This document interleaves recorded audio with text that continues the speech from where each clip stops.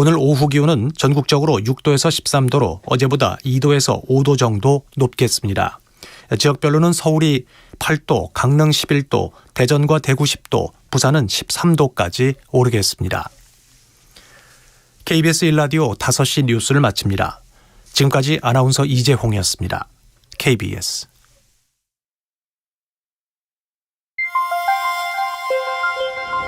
대한민국 중심 채널 KBS 1라디오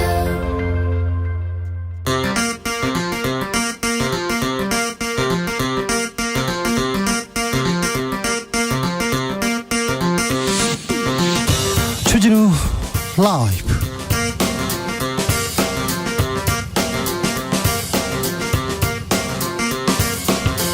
(2022년 12월 7일) 수요일입니다. 안녕하십니까, 주진우입니다.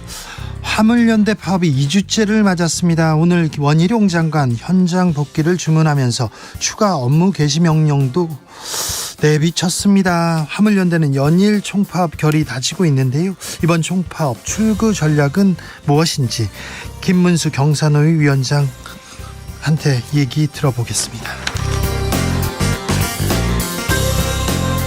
방송법 개정안 두고 여야 첨예하게 부딪힙니다. 국민의힘에선 친윤 공부모임 국민 공감이 출범했고요. 더불어민주당에선 분당 가능성 언급되고 있습니다. 정치권의 뜨거운 이슈들 이슈 티키타카에서 짚어보겠습니다. 김용균 씨가 태안화력발전소 컨베이어 벨트에 끼어 숨진 지 4년 가까운 시간이 지났습니다. 희생 이후에 중대재해처벌법 제정돼서 시행되고 있지만 여전히 죽음의 외주화는 반복되고 있습니다. 우리는 어떻게 이 죽음의 고리를 끊어야 할까요? 고 김용균 씨의 어머니시죠? 김미숙 김용균 재단 이사장과 이야기 나눠보겠습니다. 나비처럼 날아 벌처럼 쏜다. 여기는 주진우 라이브입니다. 오늘도 자중차에 겸손하고 진정성 있게 여러분과 함께 하겠습니다. 윤석열 대통령의 공약이었습니다. 만 나이 사용법, 국회 법사위를 통과했습니다. 윤석열 대통령의 최고의 치적이라는 이런 얘기도 나온대요. 내년부터 최대 한두 살, 최대 2살까지 어려지는 만 나이 통용되는데 여러분은 어떻게 생각하시는지요? 혹시 여러분 이렇게 몇 살 어렸었으면, 몇 살 젊어졌으면 좋겠어요? 내가 언제로 돌아가면 좋겠다, 이런 생각 있으십니까? 이런 생각 있으면 몇 살로 돌아가고 싶어요?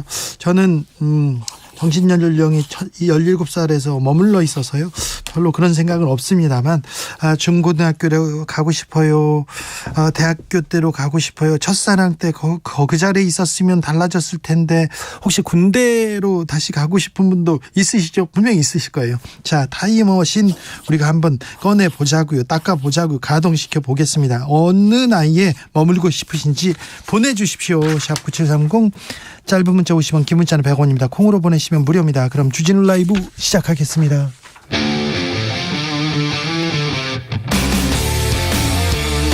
탐사보도 외길 인생 20년. 주 기자가 제일 싫어하는 것은?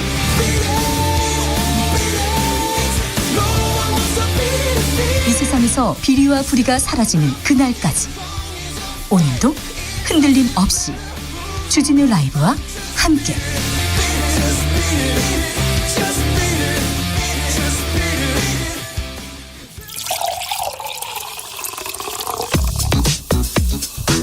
진짜 중요한 뉴스만 쭉 뽑아냈습니다. 주스 정상근 기자, 어서 오세요. 안녕하십니까. 정부가 ILO 지역 총회에서, 그러니까 국제적으로 나서서 화물연대를 비판했네요. 네, 정부가 오늘 싱가포르에서 개최된 국제노동기구 ILO 아시아 태평양 지역 총회에 참석을 했는데요. 이 대표로 참석한 박종필 노동부 기획조정실장이 화물연대 집단 운송 거부는 국가 경제에 심대한 영향을 미치고 국민의 생명, 건강, 안전을 심히 위태롭게 할 수 있다라고 발언했습니다. 민주노총은 ILO의 적극적인 개입 주문했습니다. 네, 민주노총 양경수 위원장과 현정희 공공운수노조 위원장 등은 그 ILO 사무총장 그리고 유엔 특별보고관에게 서한을 보내서 한국 정부의 ILO 협약 위반의 심각성이 커지고 있다라며 ILO 등의 추가적인 개입이 필요하다라고 밝혔습니다. 또한 대한민국 노동 기본권 전반에 대한 정부 조치의 중대성에 깊은 우려를 표명한다라고 전했습니다. 정부는 강경 대응 이어갑니다. 국토교통부는 오늘 업무 개시 명령에 불응한 시멘트 화물차 기사 1명이 정당한 사유 없이 업무 개시 명령을 거부하고 있다며 경찰에 고발하고 지자체에 행정처분을 요청했습니다. 업무 개시 명령 불응과 관련된 이 첫 제재 사례입니다. 아울러 정부는 이르면 내일 이 한덕수 국무총리 주재로 임시 국무회의를 열고 시멘트에 이은 추가 업무 개시 명령을 발동할 방침으로 전해졌습니다. 이 추가 업무 개시 명령은 이 철강 분야에 적용될 것으로 예상이 됩니다. 화물연대 파업 어떻게 탈출구를 모색할 수 있을지 잠시 후에 김문수 경산호 위원장한테 들어보겠습니다. 한동훈 법무부 장관이 당대표 차출설에 대해서 이야기를 했습니다. 네, 한동훈 법무부 장관은 오늘 국회 출석 전 기자들과 만나서 차기 여당 대표 차출설에 대해 중요한 할 일이 많기에 장관의 역할에 최선을 다하겠다라면서 분명히 단호하게 말씀드린다라고 선을 그었습니다. 다른 얘기도 했습니까? 네, 어제 이른바 청담동 술자리 의혹을 제기한 김의겸 민주당 의원 등에 대한 10억 원의 민사소송을 제기했는데요. 이에 대해서는 다시는 그러면 안 된다는 분명한 선례를 남기는 것이 공익에 부합한다라고 말했습니다. 그리고 서해 공무원 피격 사건으로 문재인 전 대통령이 수사선상에 오를 가능성이 있다는 관측에 대해서는 헌법과 법률을 초월하는 의미의 통치행위는 존재하지 않는다라고 여지를 뒀습니다. 그리고 이 검찰이 이태원 참사 희생자 유족에게 이 마약 관련 부검을 요청했다라는 보도가 있었는데요. 이에 대해서는 마약 피해 가능성을 고려해서 유족에게 정중하게 설명했고 유족의 판단을 존중해 부검하지 않았다라면서 이 대검찰청에서 지침을 내린 것도 아니기에 문제는 없다라고 말했습니다. 마약 피해 가능성을 고려했다고요? 그럼 마약 피해 때문에 거기서 압살을 당했다 이렇게 보는 건가요? 이런 여지가 있다고 생각하는 건지 이 부분은 좀 이해가 안 됩니다. 유승민 전 의원도 입을 열었어요. 네, 유승민 전 국민의힘 의원이 오늘 KBS 라디오에 출연해서 이 전당대회 출마 여부에 대한 질문을 받고 정말 진지하게 검토 중이라고 말했습니다. 네. 이 전당대회 날짜가 정해지고 전당대회 룰이 정해지면 결심을 밝힐 것이라고 했고요. 이 당대표로 국민의힘 보수정당의 변화와 혁신을 이끌어달라는 주문이 많았다라고 말했습니다. 네. 반면에 친윤계는 대대적인 새 결집 나섰습니다. 네, 국민의힘 친윤계 의원들의 공부 모임으로 알려진 국민공감이 오늘 출범했습니다. 네. 이 국민의힘 의원 117명 중 71명이 참석하면서 새해를 과시했고요. 이 국민의힘 당권 주자인 권성동, 김기현, 안철수 의원도 모두 참석을 했습니다. 새머리가 대단합니다. 네, 국민의힘 당권 주자들은 장제원 의원과의 인연을 특히 강조하고 있는데요. 이 김기현 의원은 어제 장제원 의원을 찾아가서 30분간 대화를 나눴다 이렇게 밝혔고요. 이 권성동 의원은 장제원 의원과 악수를 한 채 웃고 있는 사진을 올리며 오랜 기간 함께 의정 활동을 해왔던 동지임을 강조했습니다. 장제원 의원이 핵심이군요. 이렇게 핵심이군요. 네. 장제원 의원 평소에는 그렇게 공부를 열심히 하는 의원은 아니었습니다. 학교 다닐 때도 마찬가지였습니다. 네. 사학재벌의 아들이긴 했었는데 그랬어요. 네. 뉴욕에서 그랬다고요. 민주당은 이상민 행안부 장관 해임 건의안 처리하기로 했습니다. 네, 민주당이 이상민 장관 거취와 관련해 해임 건의안을 처리키로 했습니다. 네. 오는 8일과 9일 있을 본회의에 해당 건의안을 제출할 예정이고요. 네. 윤석열 대통령이 이를 거부하면 탄핵소추안을 진행할 방침입니다. 알겠습니다. 해임 건의안 꺼내든 지가 오래된데 그냥 하면 될 텐데 이제 하기로 했다고 합니다. 어떻게 하는지 또 보겠습니다. 지켜보시죠. 이재명 민주당 대표 검찰을 강하게 비판했습니다. 네, 이재명 민주당 대표는 오늘 최고위원회에서 검찰을 향해 창작 능력뿐 아니라 연출 능력도 형편없다라면서 이 목표를 정해놓고 조작을 해서 정치보복, 정적 제거 수단으로 국가 권력을 남용하는 것은 결코 해서는 안 될 일이라고 비판했습니다. 네. 그러면서 남욱이 연기하도록 검찰이 연기 지도를 한 것 아닌가라고 얘기를 했고요. 남욱 변호사도 또 이 말에 또 한마디 했더라고요. 네, 오늘 서울중앙지검 앞에서 기자들과 만났는데요. 캐스팅하신 분이 발연기를 지적하셔서 송구스럽다라고 얘기를 했고요. 그런데 이 작품은 영화가 아니라 다큐멘터리라고 주장하기도 했습니다. 네. 다만 이재명 대표가 캐스팅했다는 게 무슨 뜻이냐라는 기자들의 질문에는 답하지 않았습니다. 남욱 변호사가 자기의 주장 쏟아냈는데 그래서 신문에 계속 나왔는데 이 주장이 거의 대부분 김만배 씨한테 들었다 이런 얘기였는데 김만배 씨는 또 남욱 변호사의 얘기를 지금 반박하고 있습니다. 지금 자세한 보도가 안 나와서 그런데 남욱과 김만배의 진실 공방 이 부분에 대해서는 조금 사실관계가 좀 가려져야 되는데 재판도 되기 전에 언론에서 남욱 변호사의 얘기는 대서특필하고 이 반대 의견은 어찌된 일인지 조금 조용합니다. 정의당 이은주 원내대표 의원직 상실할 위기에 처했습니다. 네, 당내 경선 과정에서 공직선거법 등을 위반한 혐의로 기소된 정의당 이은주 원내대표가 1심에서 징역 10개월 집행유예 2년을 선고받았습니다. 어떤 내용이죠? 지난 2019년에서 2020년 3월까지 이 서울교통공사 노조 정책실장 신분으로 이 정의당 비례대표 당내 경선 운동을 하면서 당원들에게 지지 호소 전화를 한 혐의를 받고 있습니다. 당원들한테 전화를 했다고요? 네, 밤 11시부터 오전 8시까지는 전화로 선거운동을 할 수 없다라고 정해져 있는데 네. 야간에 전화운동을 했다라는 것이 서울중앙지법의 판단입니다. 그걸로요? 그러면 네, 밤에 전화했다는 부분 이은주 원내대표는 뭐라고 합니까? 네, 이은주 원내대표는 입장문을 내고 매우 유감이고 실망이라면서 이번 선고는 정치를 통해 사회를 공정하고 정의롭게 만들어보고자 분투하는 노동자를 비롯한 시민 모두에게 찬물을 끼얹는 것이다라고 주장했습니다. 네, 밤에 전화를 했다, 선거운동을 했다, 전화운동을 했다 이 혐의로 네, 의원직을 잃을 위기라고 합니다. 여러분께서는 어떻게 생각하시는지 재판 한번 지켜보시죠. 용산구청장 자택을 불법 증축해서 쓰고 있었다고요? 네, 박희영 서울 용산구청장이 이태원동에 있는 자택을 불법 증축하고 수년째 유지해 오다가 최근 철거했다고 KBS가 보도했습니다. 7년 전인 이 구의원 시절에 증축을 했다라고 하는데요. 이 건축법에 따르면 이 천장 등이 있는 시설물을 설치하려면 지자체의 허가를 받아야 하고 이를 어기면 철거 이행 강제금이 부과가 되는데요. 네. 허가도 받지 않았고 용산구청도 이행 강제금을 부과하지 않았다고 합니다. 구청장이 불법 증축을 했고 구청은 강제금도 부과하지 않았고 그런데 용산구청장에 대한 수사 소식은 들려오지 않습니다. 네, 이거 부분도 어떻게 되는지 지켜보겠습니다. 질병관리청장이 실내 마스크 해제에 대한 입장을 밝혔어요? 네, 백경란 질병관리청장은 오늘 실내 마스크 착용 의무 조정 시점을 이르면 내년 1월 늦어도 3월로 제시했습니다. 마스크 착용 방역 지침 준수 행정명령과 과태료 조항을 조정하고 점차 마스크 착용을 권고와 자율적 착용으로 이행하는 방침을 검토하고 있다고 밝혔습니다. 알겠습니다. 코로나 상황 어떻게 됩니까? 네, 오늘 코로나19 신규 확진자 수 74,714명이었습니다. 7만 명대입니다. 네, 어제보다 3,000명 정도 줄었습니다만 일주일 전과 비교하면 7,000명이 늘었습니다. 위중증 환자도 많고요. 사망자도 54명으로 어제보다 30명이 늘었습니다. 월드컵 소식도 좀 전해주세요. 네, 오늘 새벽 0시에 치러진 카타르 월드컵 16강전 포르투갈과 스위스의 경기는 포르투갈의 6대1 대승으로 끝났습니다. 6대1입니다. 네, 호날두 선수가 선발에서 제외가 됐는데요. 네. 이 대신 투입된 곤살로 하무스 선수가 3골 1개의 도움을 올리며 네. 맹활약을 했습니다. 네. 이 호날두 선수는 경기 후 승리 세레머니에 동참하지 않고 홀로 경기장을 빠져나갔습니다. 자, 6대1로 대승을 했습니다. 그 포르투갈을 우리는 이겼습니다. 물론 호날두 형의 맹활약이 좀 있어서 그런데요. 사실 호날두 선수는 축구의 변방 포르투갈을 전 세계적인 축구 강국으로 끌어올렸죠.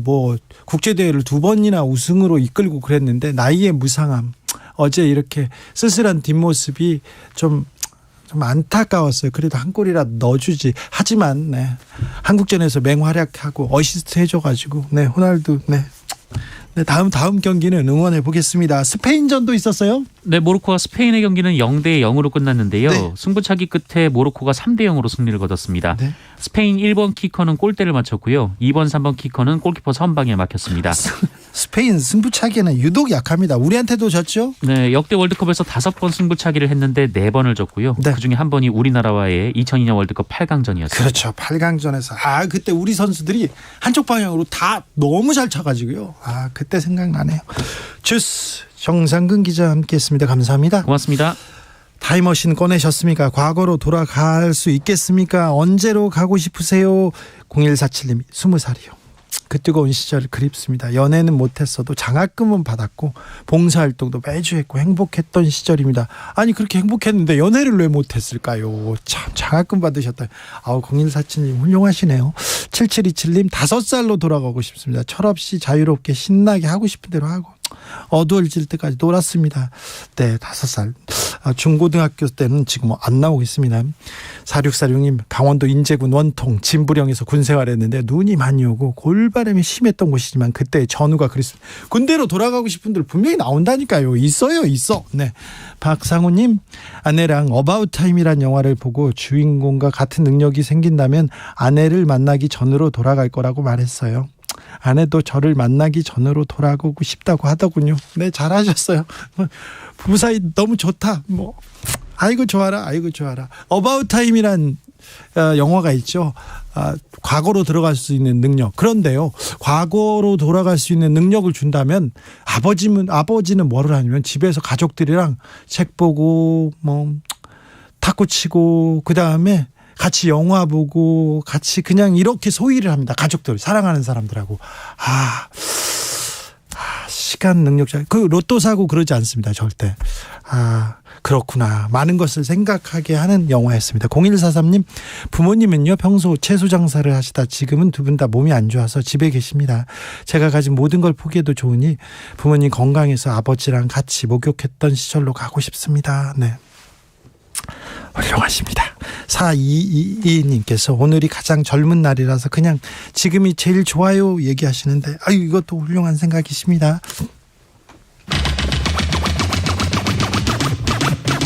주진우 라이브.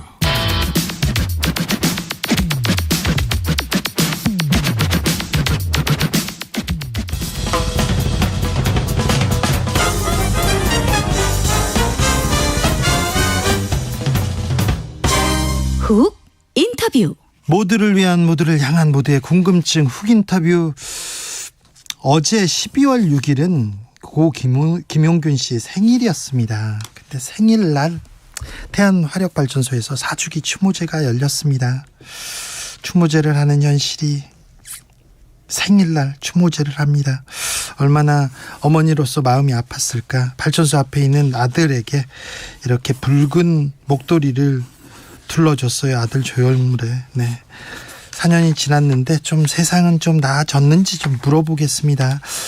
고 김용균 씨의 어머니 김미수 김용균 재단 이사장 모셨습니다. 안녕하세요. 네, 안녕하세요. 건강은 좀 어떠세요, 어머님?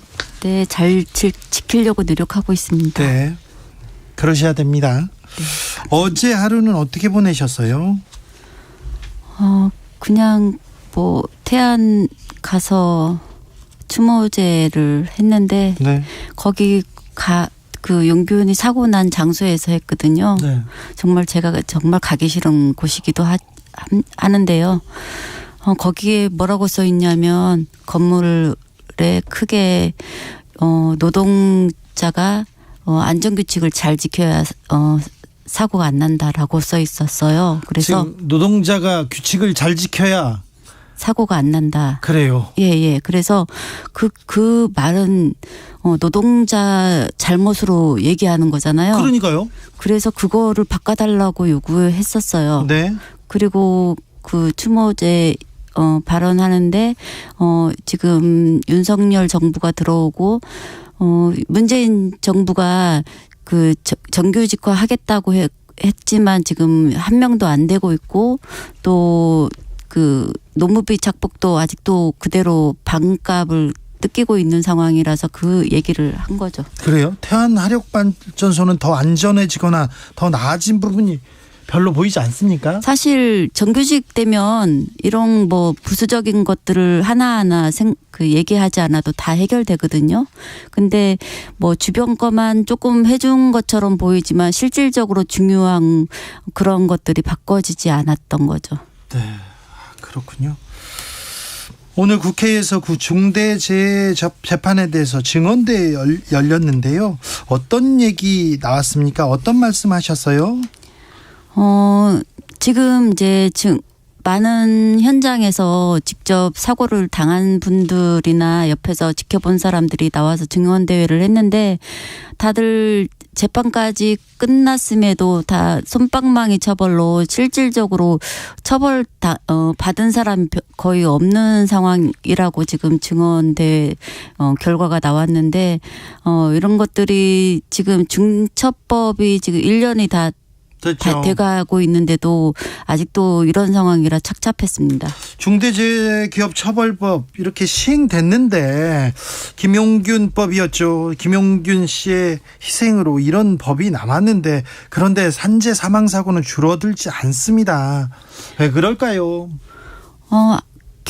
윤석열 정부가 들어오면서 처음부터 기업 완화, 중처법 완화를 하겠다고 했잖아요. 예. 그런 흐름을 만든 것하고 또 그걸로 인해서 기업들이 다 처벌 이렇게 지금 수십 건의 이렇게 많은 사망 사고가 있었음에도 다 위헌 소지가 있다고 그러면서 기소도 잘 안 되고 있는 상황이고 처벌은 위헌 소지 때문에 멈춰 있는 상황이에요.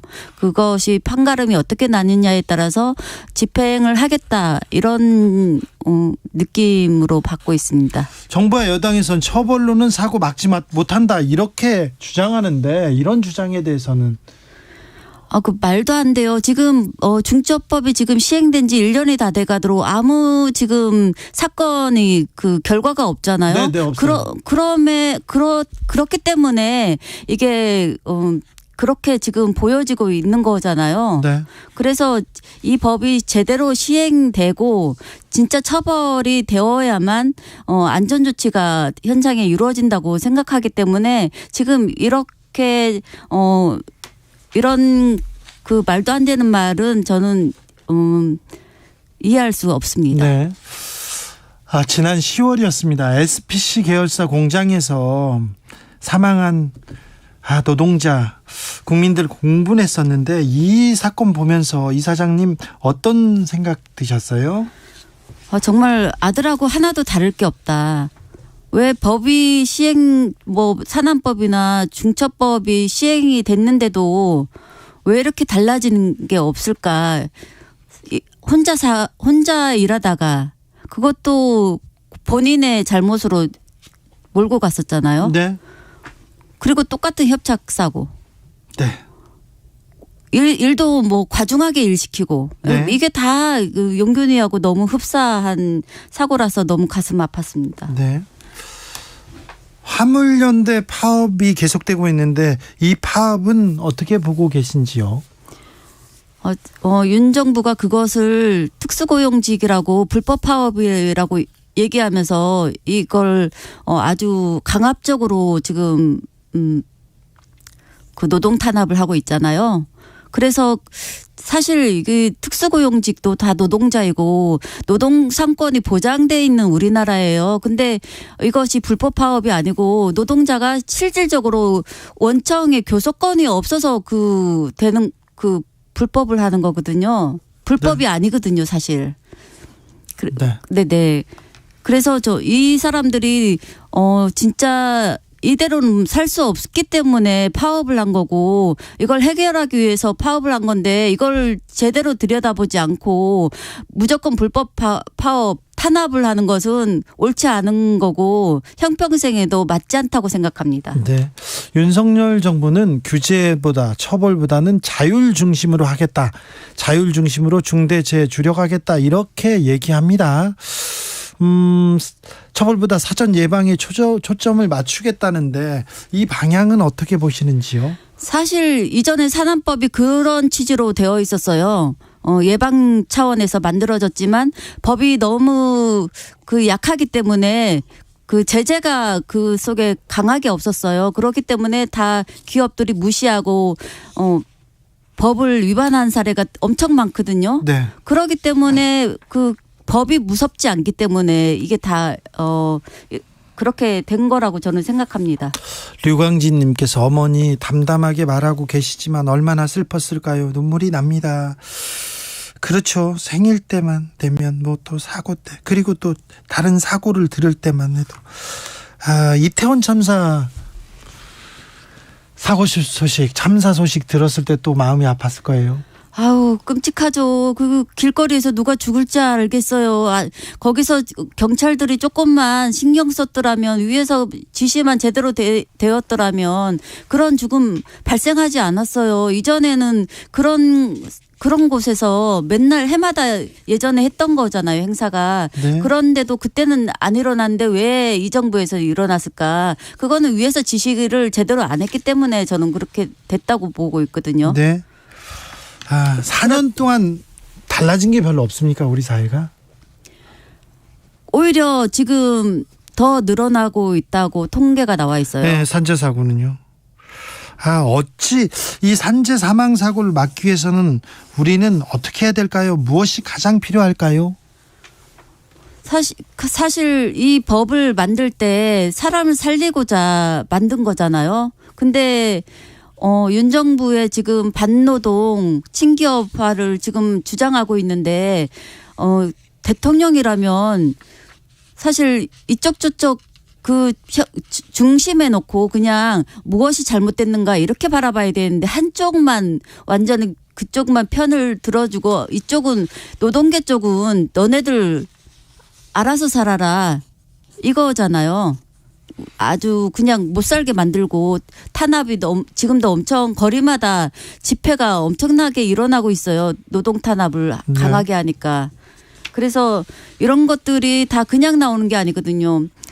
노동자들이 먹고 살기 위해서는 어느 정도 그 삶의 보장이 되어 있어야 돼요. 근데 그런 것들이 없으니까 이런 불법 그냥 파업을 하는 건데 지금 불법 파업이라고 간주하고 네. 아주 강하게 탄압하는 거는 정말 정부가 제대로 서민들 이런 사람들한테 제대로 행하지 못하고 있다고 생각합니다. 자, 산재 사망 사고 노동자 입장에서 유가족 입장에서 그리고 노동자 입장에서는 윤석열 정부가 노동을 탄압하고 있다 이렇게 생각하십니까? 그런 생각이 드십니까? 당연히 지금 노란봉투법 이것도 탄압이 세고 뭐 지금 화물연대 그리고 뭐 공무원들 이런 사람들 지금 대거 저거 내몰고 있잖아요. 다 해고하겠다고 이런 것들이 다 윤석열 입에서 나온 말이고. 네. 고 김용균 씨 사주기 추모 기간입니다. 어떻게 이렇게 추모하고 있습니까? 지금 앞으로 내일은 이제 재판 결심 공판이 아직도 재판이 예. 지금 4년인데 아직도 재판이 예, 처음부터 늦게 시작됐고 지금 이제 항소 재판 1심을 하고 있는데 2심이죠. 2심을 하고 있는데 이제 내일이 결심 공판하는 날이고 다음에는 이제 다음 연도 초에는 결과가 나올 것 같습니다. 네네. 알겠습니다. 네. 건강하시고요, 어머님. 네, 건강 챙기세요. 네, 감사합니다. 김미숙 김용균 재단 이사장님이었습니다. 감사합니다. 교통정보센터 다녀오겠습니다. 김민희 씨. 조금 이른 퇴근 교통량까지 더해지면서 곳곳으로 정체가 심합니다. 서해안고속도로 서울 방면으로는 서평택 분기점에서 화성휴게소 사이와 다시 매송휴게소에서 용담터널 사이로 정체되는데 용담터널 부근에서는 사고까지 났습니다. 이후로는 일찍에서 금천 사이로 정체입니다. 경부고속도로 서울 방면으로 남사 일대로는 5차로를 막고 작업을 하고 있는데요. 안성분기점부터 7km 구간에서 속도 많이 떨어져 있습니다. 더 가서는 기흥에서 신갈분기점 사이와 또 양재부터 반포 사이로 속도 줄여 지납니다. 서울시내 강변북로 구리 쪽으로 영동대교 부근 4차로에는 고장난 차가 서 있어서 성수대교부터 정체 심하고요.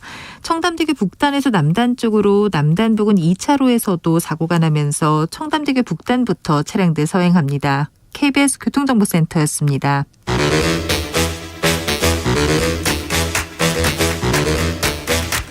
이것이 혁신이다. 여야를 내려놓고 간섭을 떼버리고 혁신을 외쳐봅니다. 다시 만난 정치 공동 혁신구역. 수요일 주진우 라이브는 정쟁 비무장지대로 변신합니다. 대한민국 정치 혁신을 위한 날선 공방 환영합니다. 자, 주진우 라이브가 지정했습니다. 여야 혁신위원장 세 분 모셨습니다. 천아람 국민의힘 혁신위원. 네, 안녕하세요. 전남 순천의 천아람입니다. 장경태 더불어민주당 의원. 네, 안녕하세요. 장영태입니다. 용해인 기본소득당원 네, 용혜인입니다. 어서 오십시오. 한 주간 바쁘셨죠? 네, 바빴습니다. 네. 차별금지법이 오늘 법사위 법안 소위 심사 소위를 통과했다 이런 얘기 나오는데 차별금지법 이거 논의된 지가 15년, 20년 정도 됐는데 차별금지 이게 그렇게 어렵습니까? 장경태 의원. 일단 차별금지법은 뭐 성별, 인종, 장애, 성정체성 등을 이유로 이 차별받아서는 아니 된다 뭐 이런 정도의 법인데요. 어쨌든 여러 가지 오해도 있는 건 사실입니다. 하지만 그렇기 때문에 더더욱 법안 소위에서 심사숙고할 수 있도록 또 충분히 논의될 수 있는 기회는 충분히 보장받아야 된다고 생각하는데요. 이 논의 자체를 못하게 하니까 정말 안타까운 것 같습니다. 뭐 토론의 형식이든 공청회든 다 좋으니까요. 좀 국민의힘에서 반대할 수도 있습니다. 어찌되건 저는 찬반 논쟁이라도 충분히 좀 근거를 남겼으면 좋겠습니다. 차별금지법 여야 간 가장 첨예하게 부딪히는 사안 중 하나입니다. 그러니까 일단 오늘 소위를 통과한 건 아닌 것 같고요. 그러니까 소위에서 이제 민주당에서 단독으로 네, 상정하려고 했었는데 이제 저희 소위 간사가 이거 뭐 합의된 스케줄이 아닌데 왜 그러시냐라고 해서 회의장을 떠났습니다. 네, 논의가 불발된 걸로 알고 있고요.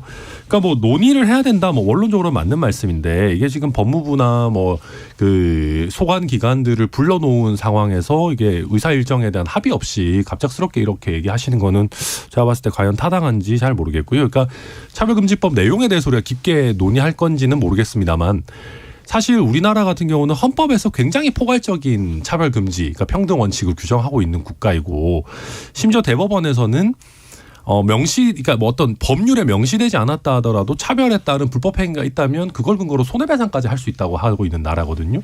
그래서 과연 우리가 이 차별금지법이라고 하는 어떤 이 심볼릭한 아이콘화된 법률 제정 외에 이게 여야가 이렇게까지 부딪힐 만한 일인가? 뭐 아무튼 저는 그렇게 생각하고 있습니다. 용해인 의원. 네, 그래서 좀 국민의힘에서 적극적으로 논의에 나서주기를 바라는 마음이 사실 있습니다. 이게 좀 전에 장경태 의원님은 이제 논의라도 제대로 남기면 좋겠다라고 하셨는데 사실 지난 10수년간 논의는 계속 해왔다. 충분히 논의했고 이제는 21대 국회에서 결론을 내릴 때다라는 생각을 합니다. 이게 사실 10만 국민의 청원을 받아서 상정되었음에도 불구하고 논의가 굉장히 늦어지고 있다라고 보고요.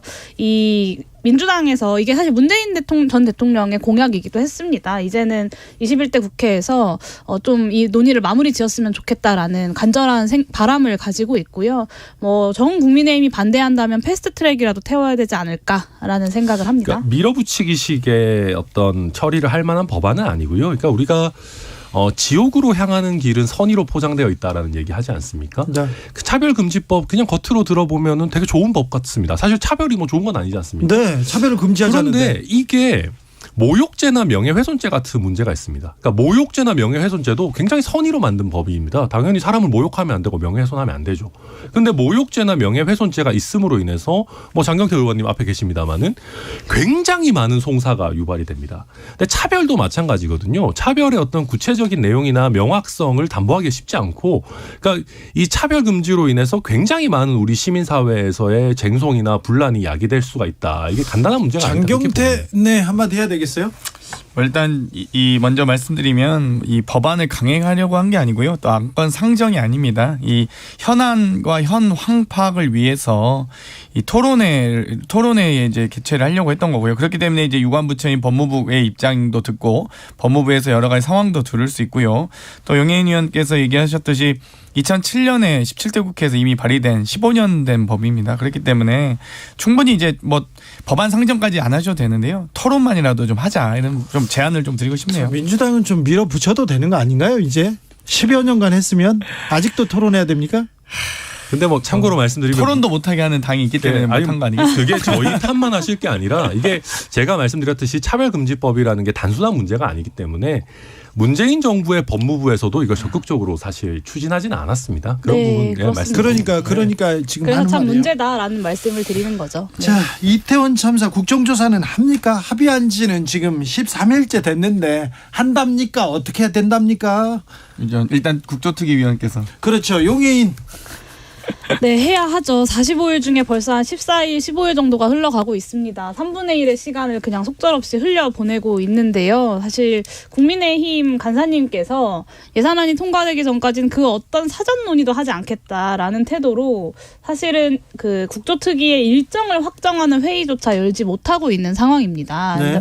그래서 이게 1월 7일까지 이제 일정 내에 보고서 작성까지 하려면 좀 빠르게 전체 회의를 열어서 이제 청문회와 기간 보고 그리고 현장 조사 일정을 확정을 해야 하는데 국민의힘이 지금 뭐 예산안 통과시키는 것은 별로 관심이 없는 것 같고 어떻게든 이 국조특위를 무산시키려고 혹은 무력화시키려고 하는 데에만 관심이 있는 것 같다. 그리고 이상민 지키기에만 관심이 있는 것 같다. 이렇게 보여서 굉장히 좀 우려스럽습니다. 예산안 통과에 가장 관심이 있죠. 오늘만 해도 저희 당에서 예산안 통과해야 된다고 논평을 몇 개를 냈는지 모르겠습니다.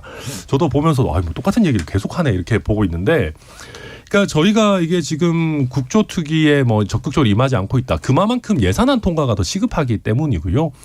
오히려 저희가 봤을 때는 민주당에서 아니 예산안 통과와 관련해서 논의를 더 어렵게 만들고 있다. 그러니까 이상민 장관에 대한 이런 논의들을 지금 여기에 결부시켜가지고 오늘은 심지어 해임 건의안 내고 안 되면 탄핵안까지 내겠다라고 하시는데 그러니까 전국을 굉장히 급냉시키고 있는 게 민주당이다라고 말씀드릴 수밖에 없고 그러니까 국조특위 뭐 용해인 의원 잘 아시겠지만은 예산안만 통과되면 그때 활동 본격적으로 개시해서 또 필요하면 기한 연장하면 되는 것이거든요. 그래서 지금 뭐 여야 뭐 내지는 정부의 당면 과제가 사실 예산안의 확정이기 때문에 그 부분 집중할 시기다 말씀드립니다.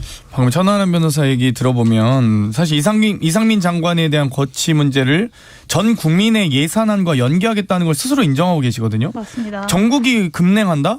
아니 전국이 급냉해도요. 예산안을 급냉하지 않았습니다. 최소한. 그런데 12월 2일 법정 시한도 놓쳤죠.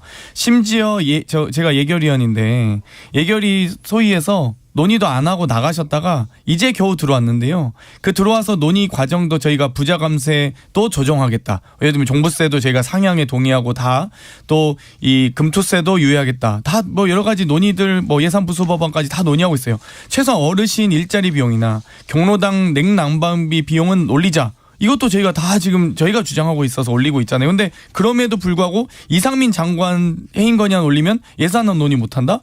그나마 지금 걸음맞댄 예산안 논의조차 또 안 하겠다는 거거든요. 그러면 도대체 아니 역대 정권에서 저희가 이태원 참사 이후에 단 한 명에게 지금 정치적 책임 묻겠다는 거거든요. 저희가 내각을 뭐 총사퇴하는 것도 아니고 그냥 이 주무부처 행안부 장관 이상민 단 한 사람만 책임지면 된다. 정치적 책임 우리도 단 한 사람만 묻겠다 하는 건데 전 국민의 예산안을 볼모로 삼다고요? 이게 말이 안 되는 거죠. 아니, 예산을 볼모로 삼겠다는 것은 아니고요. 뭐 알다시피 원내대표까지 포함해서 뭐 3+3 협상 같은 건 하고 있지 않습니까?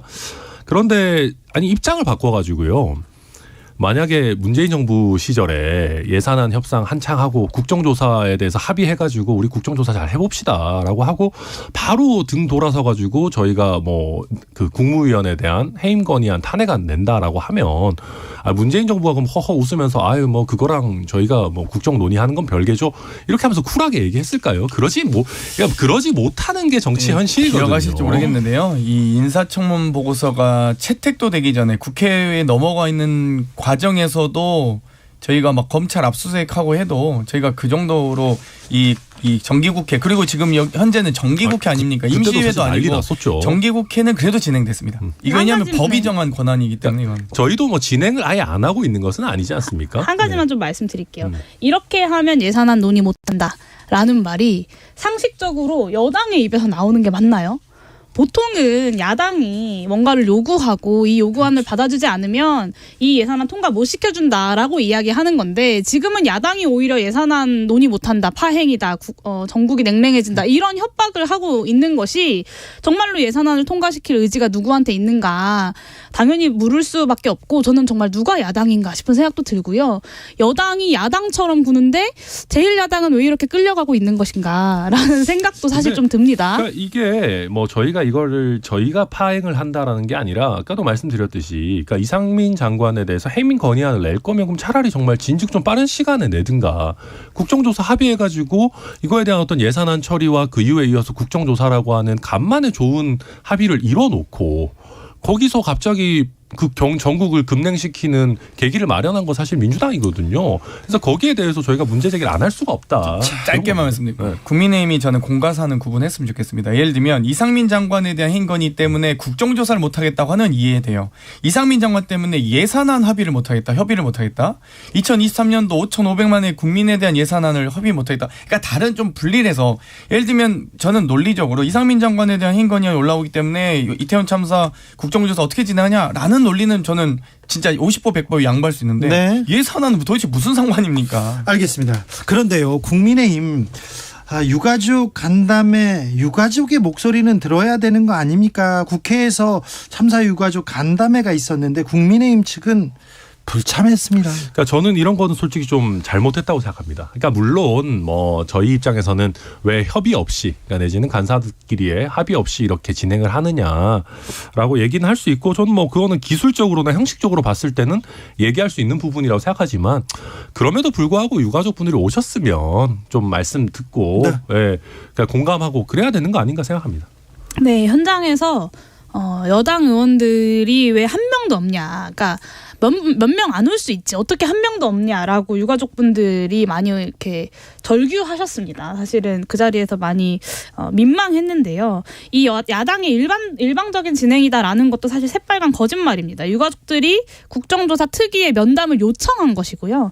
그리고 유가족들이 이만희 간사실에도 면담 요청 공문을 보내고 또 수신했다는 것까지 확인을 했습니다. 그러니까 이 면담 요청은 묵살하고 거짓말로 둘러대고 이제 와서 여야 간에 합의가 안 된 일정이다. 그리고 유가족 언제쯤 만나겠다. 이건 사실 집단 체면에 걸리신 것이 아닐까 싶을 정도로 좀 부끄러움 없는 정치의 표본이다라는 생각이 드네요. 네, 이태원 참사 유가족 중 한 분이 대다수 유가족들이 마약 관련 부검 필요하다는 말을 들었다, 이런 얘기 나오는데 부검이 필요한가요? 사실 이 부분도 대단히 큰 일입니다. 그러니까 어제 이제 이재한 씨 아버님께서 말씀을 하셨는데요. 유가족들에게 이 마약 관련 부검을 제안한 게 어제 밝혀졌는데, 사실 그저께 대검에서는 마약 관련 부검을 제안한 바 없다라고 발표하고 나서 하루 만에 뒤집어진 거거든요. 네, 다시 이상민 장관이 유가족 명단 없다고 했는데 있었던 걸로 밝혀졌고요. 이 마약 부검 제안하지 않았다고 했는데 또 바로 밝혀진 거기 때문에, 이렇게 정말 이 거짓 해명이 변명이 계속 반복되면 도대체 이 정부를 어떻게 신뢰할 수 있겠습니까? 그러니까 아마 대검의 발표는 대검 차원에서 이거를 뭐 단체적으로 일률적으로 이런 마약 관련 부검을 해라라는 어떤 뭐랄까요, 지시를 한 적이 없다, 이런 거겠죠. 이제 이런 변시 업무, 그러니까 검시 업무는 개별 이제 검사의 판단으로 의해서 이루어지는 거기 때문에 네. 뭐 그런 것이고요. 또 한 가지는 이게 아마도 이제 이미 돌아가신 우리 희생자분들한테 이걸 범죄 혐의를 찾고자 하는 의도가 아니었을 것이고, 아마도 그 검사 입장에서는 혹여나 어떤 마약 범죄의 희생자였던 것이 아닌가. 아니, 그게 좀 말이 안 되잖아요. 아니요, 사실은 이태원에서는 나도 모르는 사이에 어떤 뭐 음료에 마약을 타서 준다거나 이런 검시관이 얘기들이 개인적 판단으로 대검에 보호도 안 하고 나홀로 부검 원래 할 수 있다고요? 개별 검사가 그러니까 이번 사안이 검시관이 개인 판단이었다고요? 뭐 그걸 제가 확인할 건 아니지만 검시관도 다 증인채 해가지고 네. 밝혀야겠네요. 그러니까 원래 가능성이 없는 얘기인데. 개별 검시를 하는 검사가 그 하나가 준 사법기관이기 때문에 자체 판단으로 하는 이건 겁니다. 참사잖아요. 이건. 아니, 뭐 그렇기는 일상적 한데. 사고에서는 네. 교통사고가 근데 그거를 예를 들면 대검에서 무조건 다 보고하고 해라, 그렇게 하진 않았을 겁니다. 아니, 그런데 네. 뭐 사고로 이렇게 숨진 사람 있는데 마약 피해자일지도 모르니 마약 검사해 봅시다, 이거 유가족들한테는 굉장히 좀. 그러니까 저도 사려 깊은 행동 아니었다고 당연히 생각합니다. 근데 네. 이걸 뭐 일률적으로 지시하거나 한 건 아닐 겁니다. 자, 다음 사안으로 넘어갑니다. 내가 장경태다, 우리가 장경태다, 민주당 의원들 기자회견 했더라고요. 네. 어떤 기자회견이었어요? 저희 이제 이 검찰의 여러 검찰 독재 대책위원회와 또 청년 대학생 당원들이 모여서 내가 장경태다, 최소한 이 대통령의 권력을 견제하는 곳이 바로 국회입니다. 또 국회와 대통령의 권력을 감시하는 곳이 언론이고요. 또 언론이 잘하고 있는지도 또다시 시민이 감시합니다. 만약 이런 감시와 견제 균형들이 무력화될 경우엔, 만약 국회가 대통령의 권력을 감시하지 않고 언론이 그 권력을 감시하지 않는다면 이게 말이 되겠습니까? 근데 계속 야당과 언론의 재갈 물리기 이제 하지 말아라. 이 겁박 정치, 공포 정치 하지 말아라는 기자회견이었습니다. 자, 국민의힘에서는 때 아니게 공부 모임이 만들어졌습니다. 국민 공감 출범했는데요. 어떻게 보셨습니까, 전하람 변호사? 네, 이게 70 한 두어 분 이렇게 많이 왔어요. 것 같아요. 네. 근데 저는 반대로 참여 안 하신 분도 생각보다 많다. 이게 약간 그러니까 친윤 공부 모임 같은 거잖아요. 네네. 그러니까 안 간 분들은 어떤 생각일까 좀 궁금하기도 하고요. 이쯤 되면 그냥 한 115명 다 해야 되는 거 아닌가 하는 생각도 들기는 하는데. 전나람 변호사 공부 열심히 하기로 유명한데 가셨어요? 아니 저는 의원이 아니니까 못 가죠. 아 그래 의원들만 모입니까? 네, 그러니까 당협위원장도 일부 뭐 간 것 같긴 한데. 그러니까요. 그러니까 모두가 초청 받은 것 같지는 않고요. 그래서 저한테 오라는 말씀 안 하셔가지고. 아 그래요? 못 갔습니다. 아니 네. 다 윤회과 아니니까 못 가죠. 윤회과 되고 싶어요 저도. 그랬어요? 네. 몰랐네. 윤핵관 지망이군요. 자, 근데 계속 윤핵관들이 움직인다 얘기하고 만찬 정치 이후에 한동훈 얘기가 나옵니다. 한동훈 차출론 얘기도 나오는데 이거 어떻게 보고 계십니까, 장경태 의원?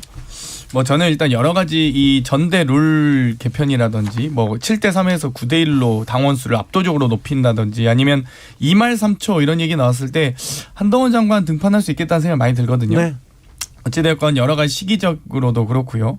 이 조급해하는 모습들이 결국 이 당의 이 원심력을 강하게 작동하기 위한, 특히 71명이라는 건 전체 115명 중에 대부분입니다. 안 오신 분들, 초대 못 받은 분들이라고 표현해야 될지 뭘 모르겠는데 54명입니다. 그러니까 과반을 넘고 있거든요. 그렇기 때문에 압도적인 수가 지금 어찌되건 윤심 찾기를 하고 있다. 윤심 찾기를 하고 계신데 뭐 일단 천하람 위원 같은 분들은 초대 못 받죠.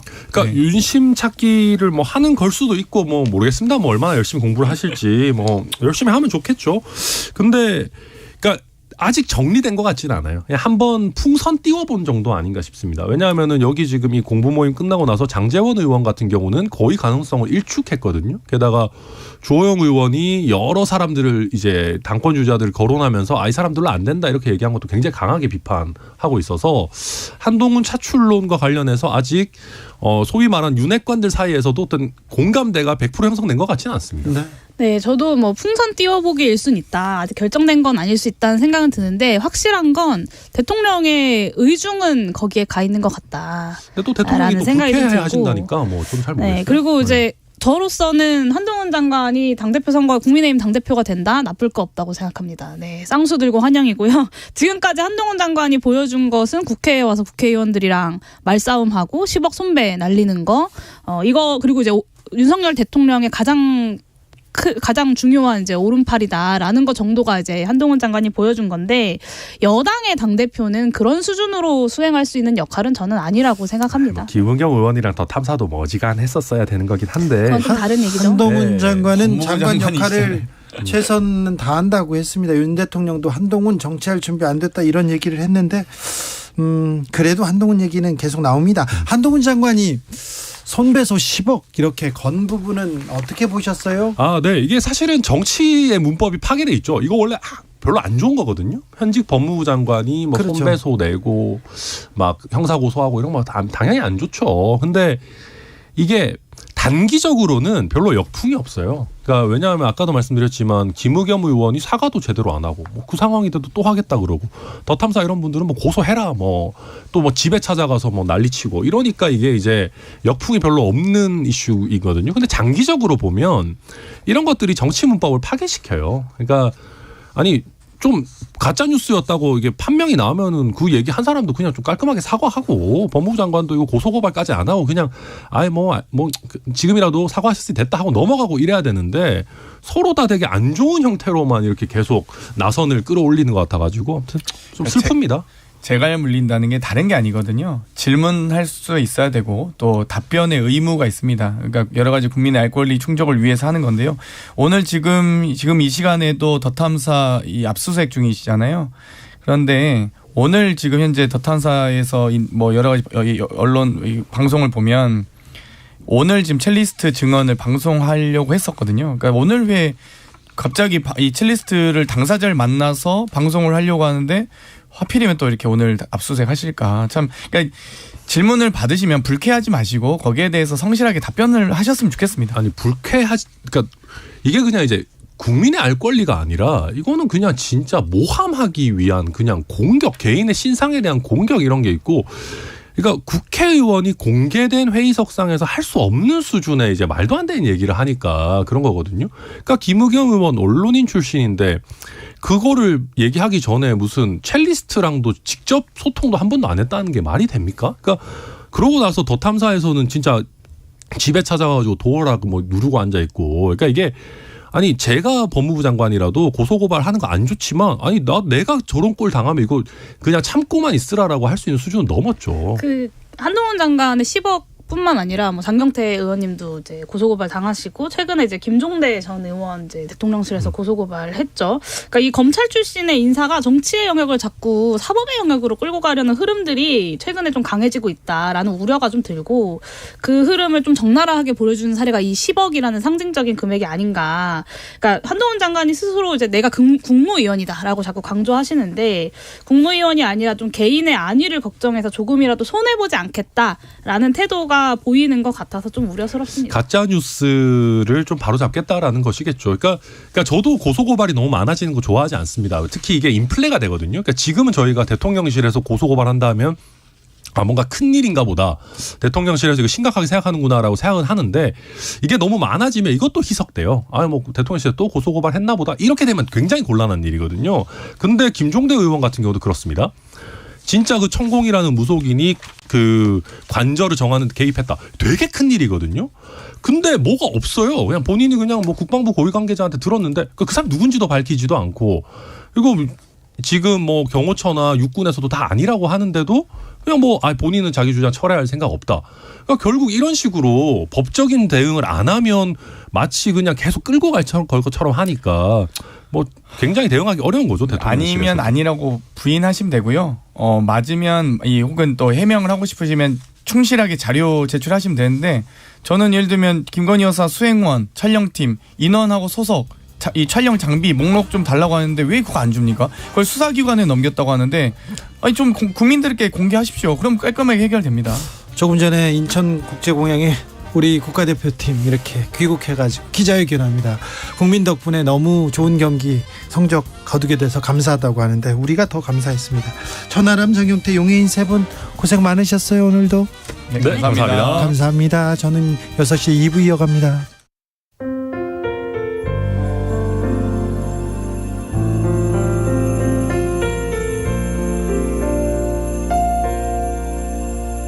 KBS 라디오 연중기획 희망충전 대한민국 511번째 이야기.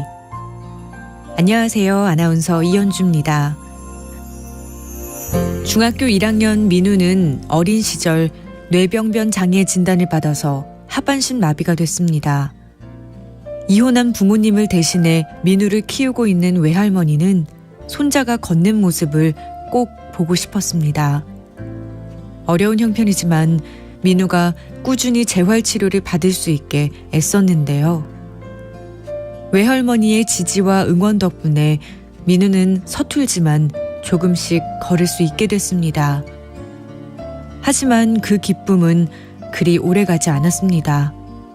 외할머니가 유방암 진단을 받은 겁니다. 6차례에 걸친 항암 치료 비용을 감당하느라 민우의 재활치료는 중단되고 말았는데요. 외할머니는 다시 휠체어에 의지하는 손자를 볼 때마다 미안한 마음뿐입니다. 민우와 할머니가 희망을 잃어버리지 않도록 여러분이 응원을 보내주세요.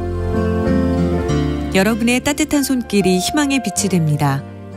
ARS 060-700-1580 060-700-1580 한 통화 3,000원으로 희망을 선물해주세요. KBS 라디오 연중기획 희망충전 대한민국은 초록우산 어린이재단, 인탑스 주식회사, 그리고 청취자 여러분과 함께합니다.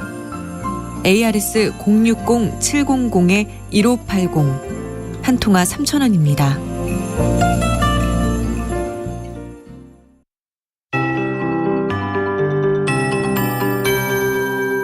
KBS 58분 날씨. 오늘 밤부터 내일 오전까지 중부지방 중심으로 안개가 짙게 드리워지겠습니다. 낮 동안에 대기는 좀 정체돼 있어서 기온도 많이 올랐고요. 하지만 밤 시간대 짙은 안개가 끼면서 도로 살얼음도 주의를 하셔야 됩니다. 오늘과 내일까지는 전국에 가끔 구름이 많겠습니다. 내일 아침 최저기온 서울이 영하 1도로 출발하면서 오늘보다 약간 떨어지는데요. 그래도 평년보다 높은 기온이고요. 전국적으로 영하 5도에서 영상 5도 분포, 평년 이맘때와 비슷하거나 좀 높은 아침 기온입니다. 내일 낮 기온 서울이 7도, 이후로 토요일까지 서울의 낮 최고 기온은 7도 선을 유지하면서 평년보다 2도 정도 높겠고요. 오늘은 서울이 9도까지 올랐는데 내일 기온은 오늘보다는 2도 낮겠습니다. 비교적 평년을 크게 웃도는 낮 기온이 이어지면서 당분간 큰 추위는 전국적으로 없겠고요. 전국의 낮 최고 기온 평균 기온도 5에서 14도를 유지하겠습니다. 건조함이 유지되겠습니다. 동해안과 강원 산지 일부 남부지방은 현재 건조특보가 발효 중인 가운데 대기가 매우 건조합니다. 불씨 관리 잘 해주셔야 되겠고요. 오늘 미세먼지 농도는 비교적 무난한데요. 내일은 오전과 밤에 경기 남부와 충남 전북으로 또 일부 내륙으로 일시적으로 밤에 나쁘겠습니다. 지금 서울 기온은 6.5도입니다. 최영우였습니다.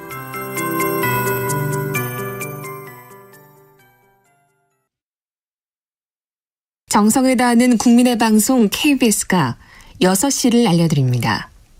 AM 711kHz, FM 97.3MHz, KBS 1라디오입니다. HLKA.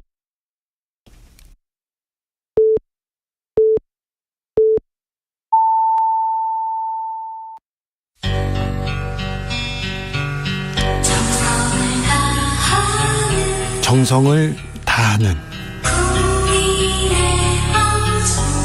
국민의 방송 KBS 주진우 라이브. 그냥 그렇다고요. 이 시각 라디오 정보센터 뉴스입니다. 정부가 내일 임시 국무회의를 열고 철강과 석유화학 업종에 추가 업무 개시 명령을 내릴 예정입니다. 정부와 노동계는 싱가포르에서 열리고 있는 국제노동기구 총회에서 공방을 이어갔습니다. 한국개발연구원 KDI가 최근 우리 경제에 대해 수출 부진으로 성장세가 약화되고 있으며 향후 경기가 둔화될 가능성이 높아지는 모습이라고 진단했습니다. 미국 월가에서도 경기 침체 가능성을 경고했습니다. 백경란 질병관리청장은 실내 마스크 착용 의무 조정 시점을 이르면 내년 1월, 늦어도 3월로 제시했습니다. 백 청장은 점차 마스크 착용을 권고와 자율적 착용으로 이행하는 방침을 검토하고 있다고 밝혔습니다. 1인 가구 60%는 전월세에 사는 것으로 나타났습니다. 이들이 가장 원하는 주거지원 정책은 전세자금 대출인 것으로 조사됐습니다. 통계청 자료에 따르면 지난해 1인 가구는 716만 6천 가구로 전체 가구 중 가장 많은 33.4%를 차지했습니다. 12년 만에 월드컵 16강 진출을 이뤄낸 한국 축구대표팀이 조금 전 인천국제공항을 통해 귀국했습니다. 지금까지 라디오 정보센터 뉴스 정한나였습니다.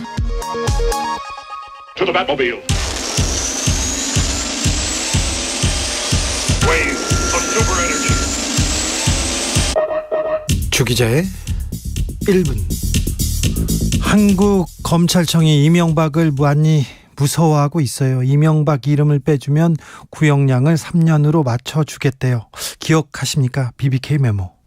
검찰이 이명박 전 대통령에게 유리한 진술을 해주면 BBK 공범 김경준 씨의 형량 낮춰주겠다는 삐뚤빼뚤하게 쓰여진 메모 한 장. 이 메모는 제가 이명박 전 대통령의 특수관계인 에리카 김 씨로부터 입수해서 보도했습니다. 당사자들의 확인을 거쳤고요. 목소리를 들었습니다. 통화 내용을요. 검사의 목소리도 들렸습니다. 검찰의 확인 취재도 끝냈습니다. 그리고 보도했습니다. 특종이었습니다. 그야말로 메모 한 장이 검찰의 BBK 수사 허구였다는 것을 꼬집었고요. 특검으로 몰고 갔으니까요. 특종을 한 저는 어떻게 됐을까요? 상을 받았냐고요? 아이고, 아니요. 저는 이명박 씨 관련된 보도로는 한 번도 상을 받은 적이 없었습니다. 심지어 각하를 감옥으로 보낸 기사로도 상을 보지 못했습니다. 서운해서 그런 건 아니에요. 이렇게 얘기하는 거는요. 그런데요, 그 이명박 전 대통령을 언론이 너무 좋아했거든요. 칭송 정말 참극 수준이었거든요. 그건 지금도 좀 마찬가지라고 생각합니다. 저는 말입니다. 이명박 사면 국민 통합을 위한 것이다, 이렇게 계속 얘기 나오는데 저는 동의할 수 없습니다. 국민들 얼마나 동의하는지 잘 모르겠습니다. 특종상 대신에 저는 소장을 받았습니다. BBK 검사들이 손해배상 청구를 했습니다. 이명박 정부의 최고 요직을 점령한 검사 10명이, 엘리트 검사 10명이 저한테, 기자한테 돈을 내놓으라고 소송을 걸었어요. 김경준 씨 메모가 맞지만 자신들의 명예를 훼손했다고 하더라고요. 정말 웃겼어요. 그런데요, 재판을 받는 과정은 길고 고통스러웠습니다. 원래 무죄인 사건을 무죄를 받기 위해서 싸우는 과정, 매우 지난했습니다. 입을 다물고 싶어지거든요. 이 과정에서 넥타이를 하고 재판을 받는 날은 정말이지 세상이 싫어지거든요. 정말이지 검찰 꼼꼼하게 괴롭혔습니다. 법 잘할 BBK 검사들 만만치 않았습니다. 이명박 박근혜 정부에서도 요직을 거쳤고요. 문재인 정부에서도 요직에서 활약하더라고요. 그중에 몇 명은 윤석열 정부에서 검찰총장 후보로 오르기로 했습니다. 민정수석을 한 사람도 있고요. 고시버 클럽 가입한 사람도 있고요. 대장동에서 맹활약한 검사도 있었습니다. 아이고, 아무튼 그분들한테 저는 재판에서 이겼습니다. 검사들한테 한 푼도 주지 않았습니다. 그런데 매우 괴로웠습니다. 법무부 장관이 민형사 소송을 했다죠. 허위사실로 명예가 10억 원어치 손상되었다고요? 법무부 장관 사건이면 검사도 판사도 눈치를 볼 텐데 공정한 수사가 될지 전 걱정이 됩니다. 공평한 재판이 될지 전 걱정이 됩니다. 대통령이 그토록 강조하는 표현의 자유가 위축되지 않을지 전 걱정이 됩니다. 지금까지 주 기자의 1분이었습니다. 데이비드 게타, 시아가 함께했습니다. 티타늄.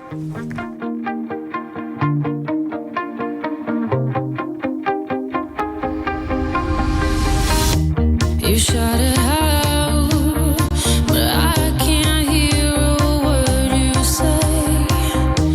I'm talking loud, not saying much. I'm criticized, but how your bullets ricochet. Shoot me down, but I get up. I'm bulletproof, nothing to lose. Far away, ricochet. You take your aim. Far away. You shoot me down, but I won't fall. I am titanium. You shoot me down, but I won't fall. I am titanium.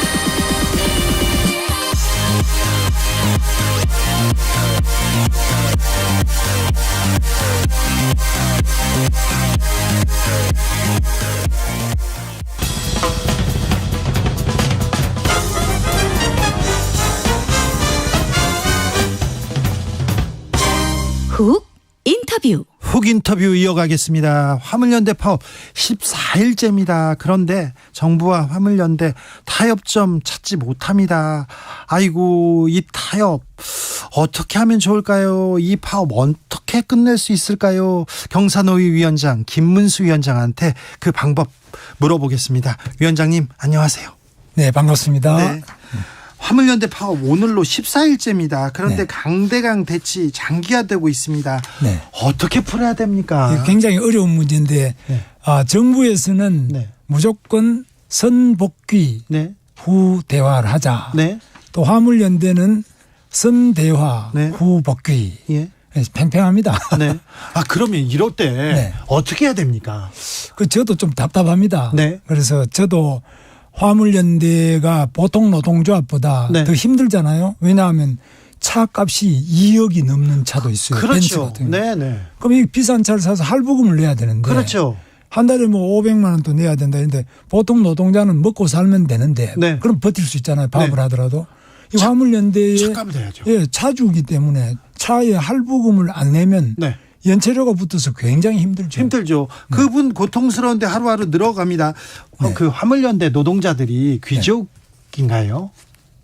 귀족 노조는 아니죠. 귀족이라고 하기는 그렇지만 차값이 이제 비싸니까. 그러니까요. 예, 2억씩 이렇게 막 하니까. 그러니까 다른 노동자보다는 조금씩 좀 더 버는 게 맞죠. 아, 그렇죠. 차값을 2억짜리 차를 소위 말하면 자본 투자가 많으니까 그만큼 갚아야 되잖아요. 그렇죠. 예. 화물연대 파업이 불법 파업입니까? 아, 운송 거부는 합법적으로 할 수 있는데 네. 그게 아니고 이제 뭐 새총으로 뭐 쇠수를 쏜다든지. 그렇죠. 그건 나쁘죠. 딴 사람 운행을 방해한다든지. 그건 그건 맞죠. 불법이죠. 그렇죠. 예. 그건 불법이지만 파업 운송 거부는 불법은 아니고. 운송 거부를 이게 이제 지금은 업무 개시 명령을 국토부에서 내리고 국무회의 의결을 했지 않습니까? 네. 업무 개시 명령을 안 들으면은 이 벌금도 맞게 돼 있고 처벌을 받게 돼 있지 않습니까? 그건 우리나라 법률상으로 불법으로 처벌받죠. 알겠습니다. 복귀해라 그리고 대화하자 정부에선 얘기하고 아니다 대화하고 복귀하겠다 이렇게 팽팽하게 맞서는데 대통령께서 화물연대 파업 북핵 위협과 마찬가지다. 한덕수 총리도 강하게 얘기하고 이렇게 너무 강하게 말씀하시는 거 아닌가요? 좀 강하죠. 그렇죠. 제가 봐도 강한데 그래서 윤석열 대통령은 검사 출신 아닙니까? 네네. 검찰총장 출신. 네. 윤석열 대통령 때는 지난번에 이 박근혜 대통령, 이명박 대통령, 뭐 전직 대통령을 구속시킨 대통령 2명도 구속이 되고 또 대법원장, 국정원장, 뭐 장군들도 막 구속됐잖아요. 그 200명 이상이 구속되는 굉장히 강한 검사 출신의 대통령이다. 그래서 윤석열 대통령은 이게 합법이냐 불법이냐. 그리고 이것을 불법이더라도 어쩔 수 없이 그렇게 개인적으로 불법이 되느냐 아니면 아주 조직적으로 결의를 해서 불법이냐 또 이게 또 한 번이 아니고 6월 달에 하고 지금 하고 반복하느냐 이런 거에 대해서 굉장히 민감해요. 대통령께서. 법률적으로 보시는 거죠. 그렇죠. 그분은 검사 출신이니까 그럴 수밖에 없잖아요. 아니 그래도 대통령이니까 이제 대통령은 이제 된 지가 얼마 안 되셨고 검사는 오래 했잖아요. 자, 검사 출신 검사식으로 생각하는 대통령과 이 화물연대 정부 강대강의 이 화물연대와 정부의 강대강 대응 여기에 경산호 위원장 김문수 위원장이 타협점을 좀 내주셔야 되겠습니다. 이봉주 화물연대 위원장하고 얘기하셨죠? 그렇습니다. 이봉주 위원장도 답답하죠. 얼마나 답답해요. 본인도 뭐 제가 들어보니까 생활도 어렵고 힘들게 살고 있는데 이렇게 또 자기가 위원장까지 맡아가지고 이 큰 문제를 해결해야 되는데 안 되니까 또 대화도 안 되고 답답하고 아주 굉장히 힘들죠. 노조운동가 출신 김문수가 보기에 이봉주의 주장은 어떤 내용이 있고 어떤 문제가 있고 어떤 거는 들을 만합니까? 막 과거에 뭐 어떻게 했다 이걸 다 떠나서 이봉주 위원장도 화물연대의 힘든 화물차주 겸 운전자 이분들 생활이 어려운데 이분들의 입장을 빨리 생활이 좀 풀리게 예를 들면 자기 차 할부금도 낼 수 있고 생활비도 좀 벌 수 있게 이렇게 좀 빨리 풀어나가야 되는데 정부가 아주 그냥 확고한 입장 철벽 같은 입장을 치고 있잖아요. 그러면 어떻게 합니까? 지금 일단은 합의를 하고 대화를 해야지 대화 안 하면 나는 복귀 안 하겠다. 그러면 자기 많은 그 조합원들의 생활은 어떻게 됩니까? 얼른 가서 그럼 아니 이분 생활이 어려운데 언제까지 파업하고 싶겠어요? 그러니까 조금 얘기를 들어주면 또 이게 타협점이 나오지 않을까요? 들어준다는 것이 이 안전운임제를 3년 연장하겠다고 장관이 이미 발표했잖아요. 3년 연장하기로는 정부가 발표했습니까? 그렇습니다. 3년 연장하면은 그것도 이제 컨테이너하고 시멘트 두 분야만 이제 지금 적용하고 있지 않습니까? 이거는 뭐 문재인 대통령 때부터 2개만 하고 있으니까 그럼 2개를 3년 연장하면은 우선 그것을 빨리 국회에서 법을 해서 3년 연장을 해놓고 그 다음에 추가로 확대하든지 뭐 어떻게 하든지 이거는 그다음 논의해야죠. 화물연대에서 품목은 좀 확대해달라. 우리도 어렵다 이렇게 얘기하고 있는데 주장하고 있는데 이거는 받아들이기 어렵습니다. 아니 그 받아들이기는 어려운데 그 말이 실제로 시멘트나 또 트레일러 이런 것보다도 더 어려운 일반 화물. 네.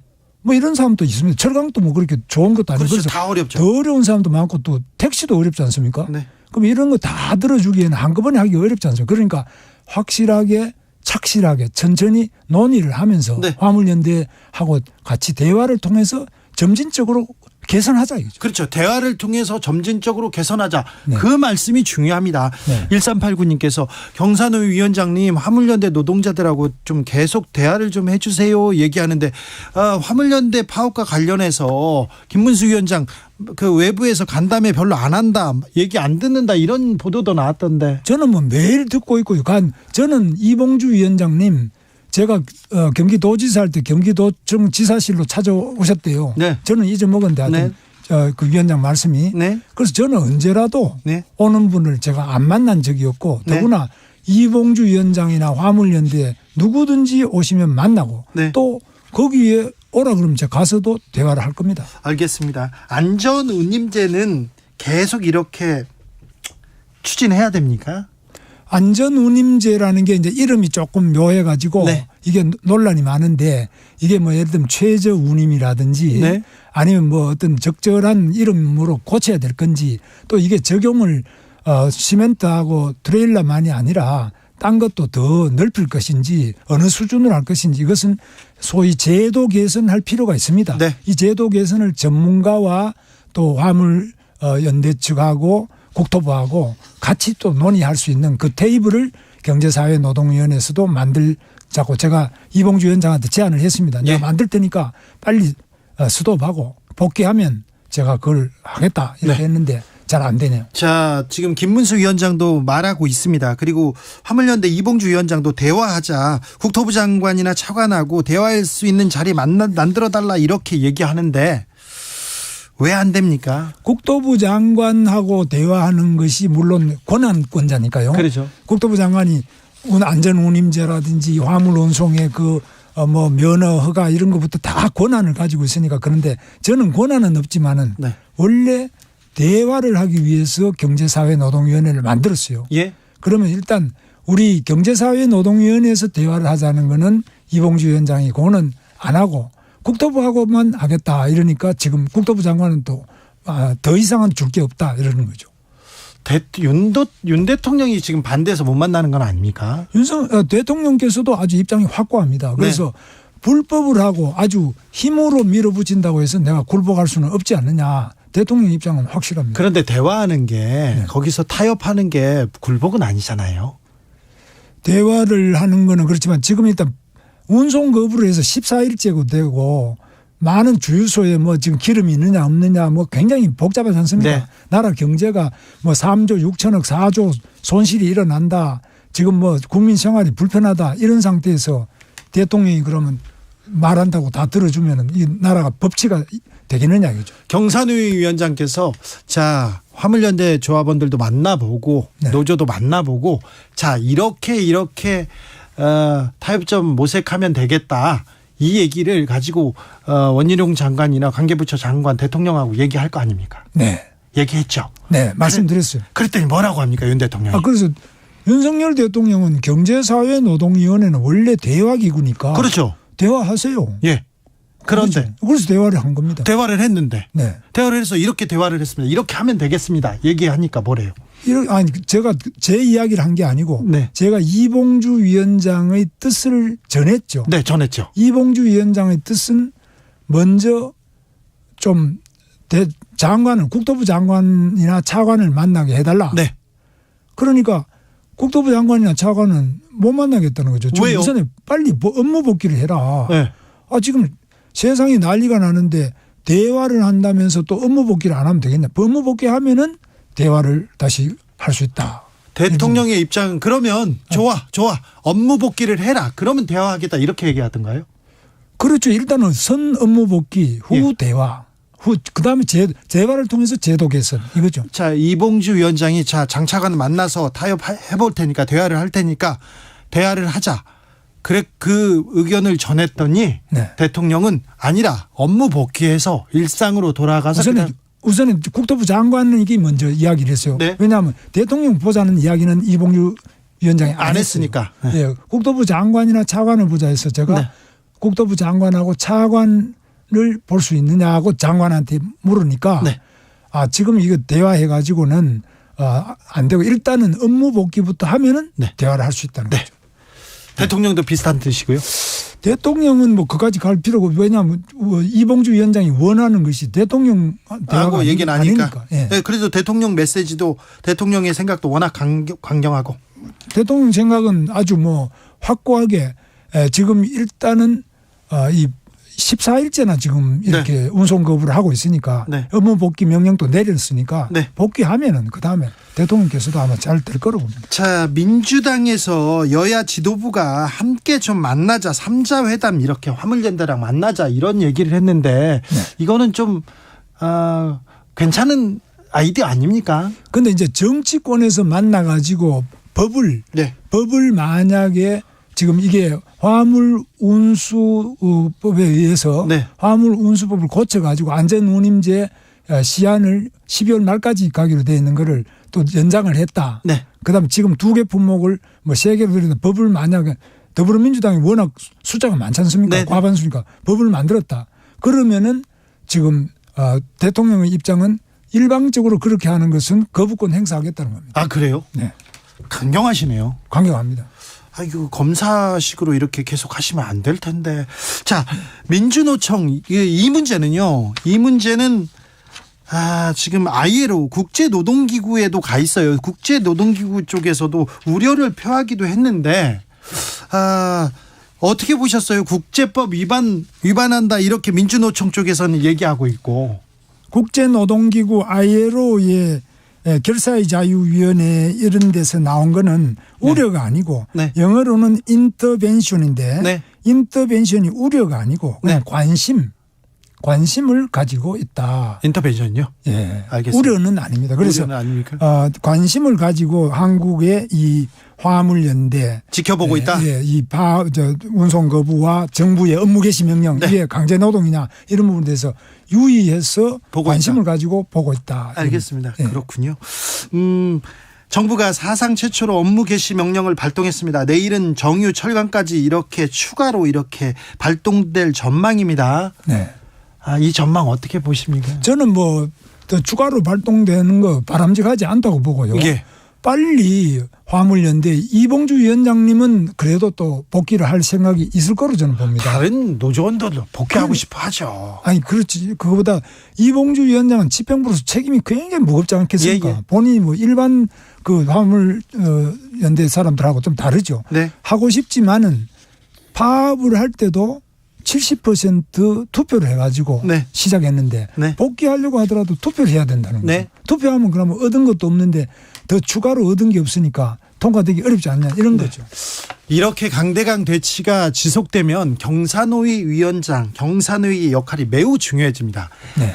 정부, 검사 출신 대통령 그리고 원희룡 장관을 비롯해서 총리까지 나서서 강경 발언을 쏟아내는데 아무래도 돌파구는 경사노위 위원장이 낼 것 같습니다.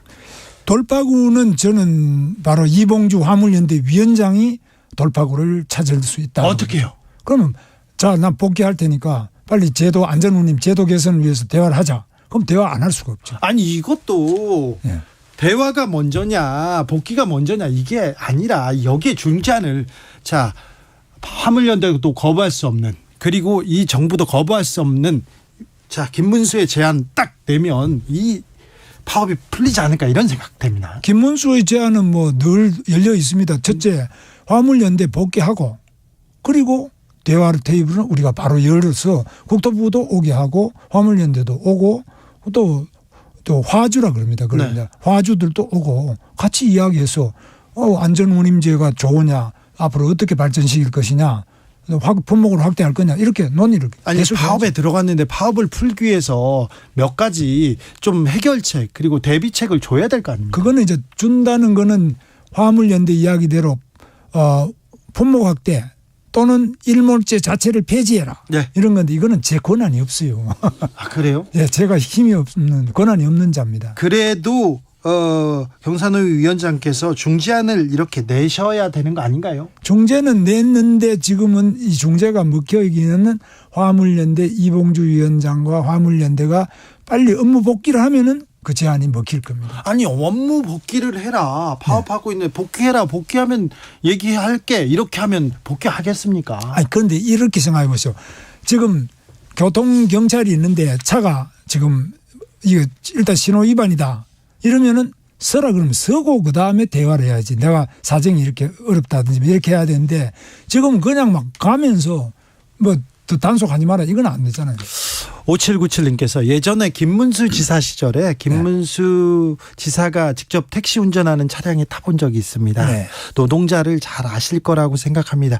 그렇죠. 노동운동가 출신이고 노동자의 현실을 누구보다 잘 알았던 분인데 그래서 노동자 입장도 좀 헤아려 주세요. 이렇게 말씀하시는 분들이 많습니다. 화물연대뿐만이 아닙니다. 다른 파업들도 나오고 민노총 동조 파업도 한다는데 경사노위 위원장으로서 또 여기 이런 부분도 다 세심하게 신경 쓰고 계시죠? 물론입니다. 그래서 법인 택시가요. 네. 방금 말씀하셨는데 법인 택시가 지금 화물연대보다 또 더 어렵잖아요. 그래서 아예 법인 택시 운전 기사들이 안 나옵니다. 네. 아예 뭐 저녁에도 안 나오고 눈이 와도 안 나오고 뭐 거의 요즘에 빈 택시가 많지 않습니까? 아예 차를 세워놓는 게 30% 넘습니다. 네. 그러니까 법인 택시도 어렵고 어려운 사람이 많아요. 이런 걸 저는 조금이라도 개선하기 위해서 대화가 필요하다고 봅니다. 대화가 필요하다고요? 대화를 해야죠. 대화 필요한데 파업을 먼저 풀어야 됩니까? 아니 그 파업은 풀고 저는 경사노위에 이런 법인 택시뿐만 아니라 또 뭐 봉제 공장에 일하는 사람들, 구두 만드는 사람들, 어려운 사람들 다 모셔가지고 대화를 통해서 제도를 개선하려고 경제사회 노동위원회가 존재하는 겁니다. ILO 그리고 유엔에서 네. 좀 개입해오고 강력한 권고, 노동자의 파업을 이렇게 단합하지 마라 이렇게 메시지가 나오면 정부는 어떻게 할 겁니까? 그렇게 나올 리가 없죠. 왜냐하면은 뭐 파업을 탄압하고 이런 건 아니고 불법 부분에 대해서만 단속을 하는 거예요. 그러니까 파업에 노동자의 파업은 당연한 권리죠. 그러나 운송사업자 이제 이 차주들이 운송 계약을 했는 거는 지켜야 되죠. 그리고 또 지금 차량은 택시나 이런 화물 차량은 또 국토부의 강력한 교통법규에 의해서 이 강제성이 있게 운송을 거부할 때는 업무 개시 명령을 할 수 있도록 화물 운수법에 규정이 되어 있습니다. 민주노총에서 유엔에 추가 긴급 개입 요청했어요. 네. 정부는 어찌하실 건지. 근데 그건 뭐 정부에서 판단하겠습니다만 제가 볼 때는 민주노총이 해외로 가져가는 그런 노력 뭐 좋은데요. 우리가 국제화된 사회니까. 그러나 더 중요한 것은 국내에 정부와 국내에서 우선의 문제를 풀 수 있도록 노력하면서 해외로 가져가야 됩니다. 이 문제를 좀 풀 수 있도록 노동자들과 좀 더 많은 대화해 주십시오. 네, 그렇게 하겠습니다. 저는. 아무래도 이 정부에서 이 문제를 풀 수 있는 사람은 김문수밖에 없을 것 같습니다. 뭐 저도 하여튼 최선을 다해서 노력을 하겠습니다. 네. 좀 더 역할을 해 주십시오. 이봉주 위원장님과 화물연대 여러분들이 정말 어려운 그 점이 많습니다. 다시 말씀드리지만은 자기들 할부금도 내야 되고 먹고 살아야 되는데 지금 이렇게 14일이나 놓으면은 소득이 없지 않습니까? 그분들이 지금 답답해요. 그래 저도 답답해요. 그 얘기를 좀 더 들어주셔야죠. 물론 듣겠습니다. 언제든지 말씀하시죠. 너무 강경돼요. 그러니까 참. 여기까지 듣겠습니다. 네, 감사합니다. 김문수 경사노위 위원장이었습니다. 정치 피로, 사건 사고로 인한 피로, 고달픈 일상에서 오는 피로. 오늘 시사하셨습니까? 경험해보세요. 들은 날과 안 들은 날의 차이. 여러분의 피로를 날려줄 저녁 한 끼 시사. 추진우 라이브.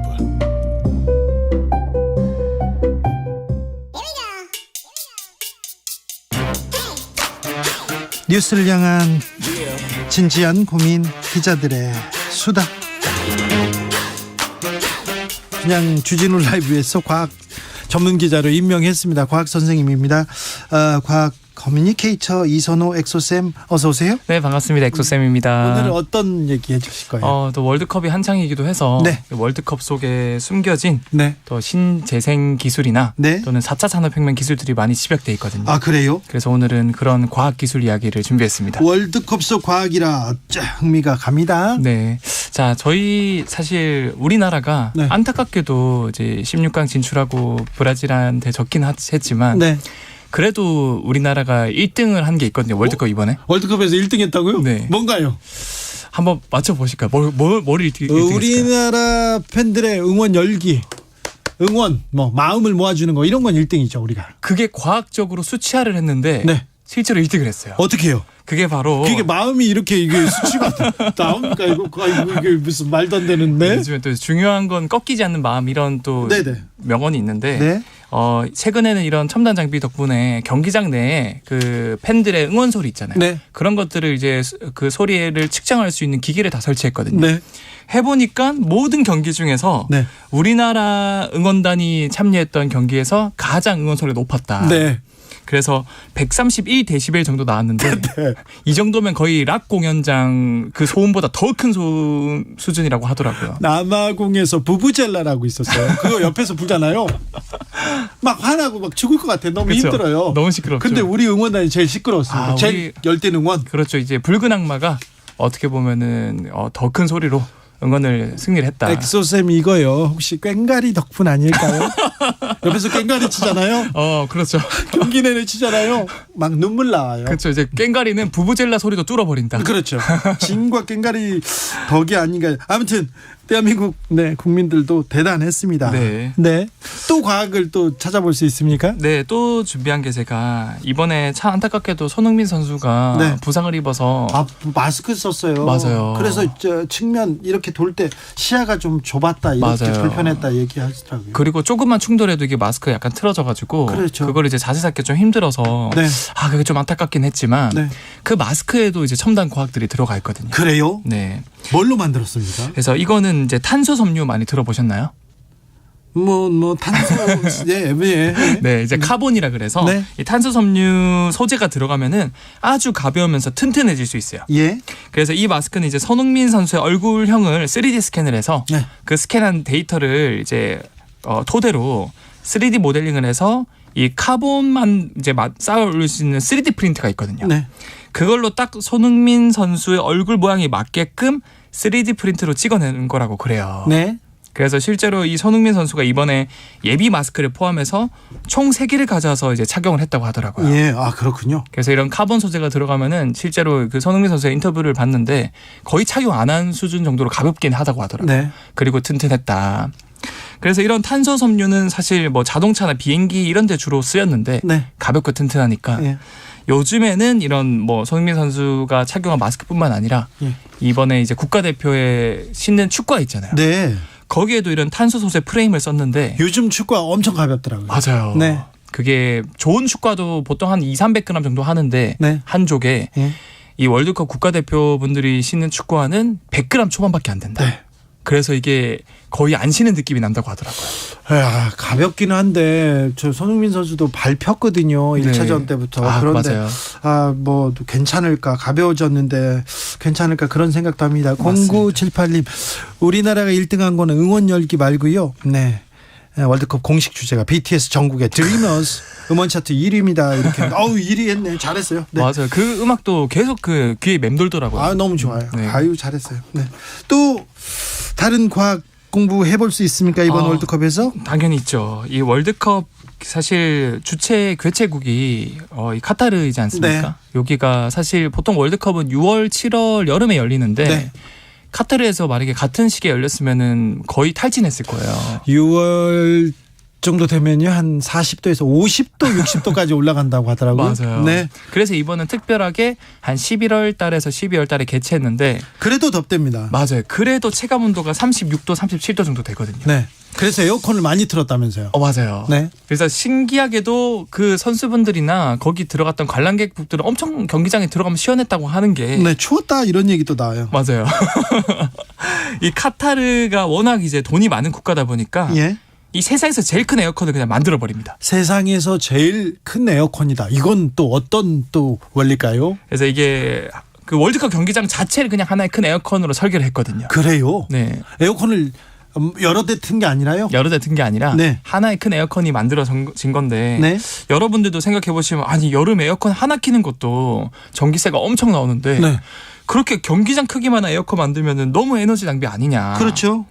그런데 제가 처음에 소개 드릴 때 이 신재생 에너지라고 말씀드리지 않았습니까? 네. 이 카타르에서 이 전 세계 트렌드가 요즘 탄소 중립. 그래서 이런 화석 연료나 기름 이런 거 안 쓰고 친환경적으로 뭔가 에너지를 생산해보자라고 트렌드를 이번에 따르겠다. 네. 그래서 어떻게 했냐면 이 월드컵 경기장 근처에 쿨링 센터라는 걸 만들어요. 네. 근데 그 센터에는 이 태양광 발전소가 같이 있거든요. 예. 그래서 이제 공짜로 계속 에너지를 태양이 뜨거우면은 태양은 많죠 그 동네. 그렇죠. 네. 이제 중동 이제 사막 쪽이니까. 네. 그래서 에너지를 전기를 많이 얻어서 미리 물을 엄청 올려놓는데요. 네.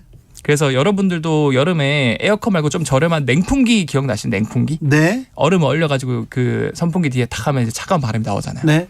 그런 것처럼 경기장 근처의 쿨링 센터에서 이제 태양광 에너지로 공짜로 얻은 에너지로 얼음을 대량으로 얼려서 경기 시작할 때 그 뜨거운 열기를 계속 그 얼음을 통과하게 만드는 거예요. 아, 그래요. 그러면 이제 그 뜨거운 열기가 차갑게 식어서 경기장으로 들어오고 그걸 계속 컨베이어 벨트처럼 뜨거운 건 빨아들이고 그 빨아들인 열기를 얼음을 통과해서 시원하게 식혀서 어떻게 보면 이제 하나의 큰 에어컨처럼 만들어서 네. 바깥은 체감 온도가 36도 정도 되지만 네. 경기장 내부는 20에서 22도 정도. 그러니까 선수들이 딱 달리기 하기에 축구하기에 가장 좋은 최적의 온도를 만들었다고 하더라고요. 네, 카타르는 거기 기름 많은데 이번에는 태양광으로 재생 에너지를 썼군요. 네, 여기서도 사실 카타르가 눈치를 본 거죠. 우리 그렇죠. 이렇게 하는 거 친환경 신재생 따르겠다. 네. 그래서 이게 일회성으로 끝나는 게 아니라 네. 어떻게 보면 이제 카타르에서는 2030년까지 네. 전체 이 전기 수요 에너지의 20%는 태양광으로 하겠다. 네. 이런 식으로. 무엇보다도 축구 팬들이 이거 관심 많았습니다. 포르투갈과의 3차전이었습니다. 16강을 확정짓는 결승골 황희찬 선수가 이렇게 골을 딱 넣고 네. 네, 우통을 벗더라고요. 굳이 우통을 아무튼 우통을 벗었는데 그 안에 네. 무슨 남자가 뭘 브라를 했어 뭐 그런 얘기가 나왔는데 그렇죠. 네, 이건 어떤 과학이 숨겨 있습니까? 그때 그 장면도 약간 뭔가 손흥민 선수가 마스크를 쓴 얼굴 같은 느낌이 그 황희찬 선수의 몸에 그려진 느낌처럼 오마주가 되면서 네. 재밌는 그런 짤도 많이 돌아다녔는데 네. 그게 사실 그 웨어러블 기기가 거기 들어가 있어요. 그렇죠. 네. 네. 그래서 많은 분들이 이거 선수도 움직이는 GPS 장치가 들어있다라고 네. 말씀을 하셨는데 사실은 이게 단순히 움직임만 보는 게 아니라 네. 무려 400여 개가 넘는 데이터를 수집할 수 있어요. 실시간으로. 아, 그래요? 네. 그래서 이 기기는 실제로 여러분들이 월드컵 지금 뭐 이제 8강이 대진이 이제 완성됐는데 이제 정말 어떻게 보면 꿀잼 경기라고 하죠. 재밌는 박빙의 이제 국가들끼리 대결하는데 여러분들도 그 선수들 등을 자세히 보세요. 네, 조금 나와 있어요. 맞아요. 약간 네. 튀어나와 있죠. 예. 그게 웨어러블 기기가 등 뒤에 딱 꽂을 수 있게 돼 있는데 이게 사실 소프트웨어 회사 SAP라는 회사에서 만든 EPTS라는 장비거든요. 예. 근데 이 장비는 분당 1만 5천 건에 달하는 빅데이터를 실시간으로 이 감독 코치진한테 전달할 수 있다 그래요. 네.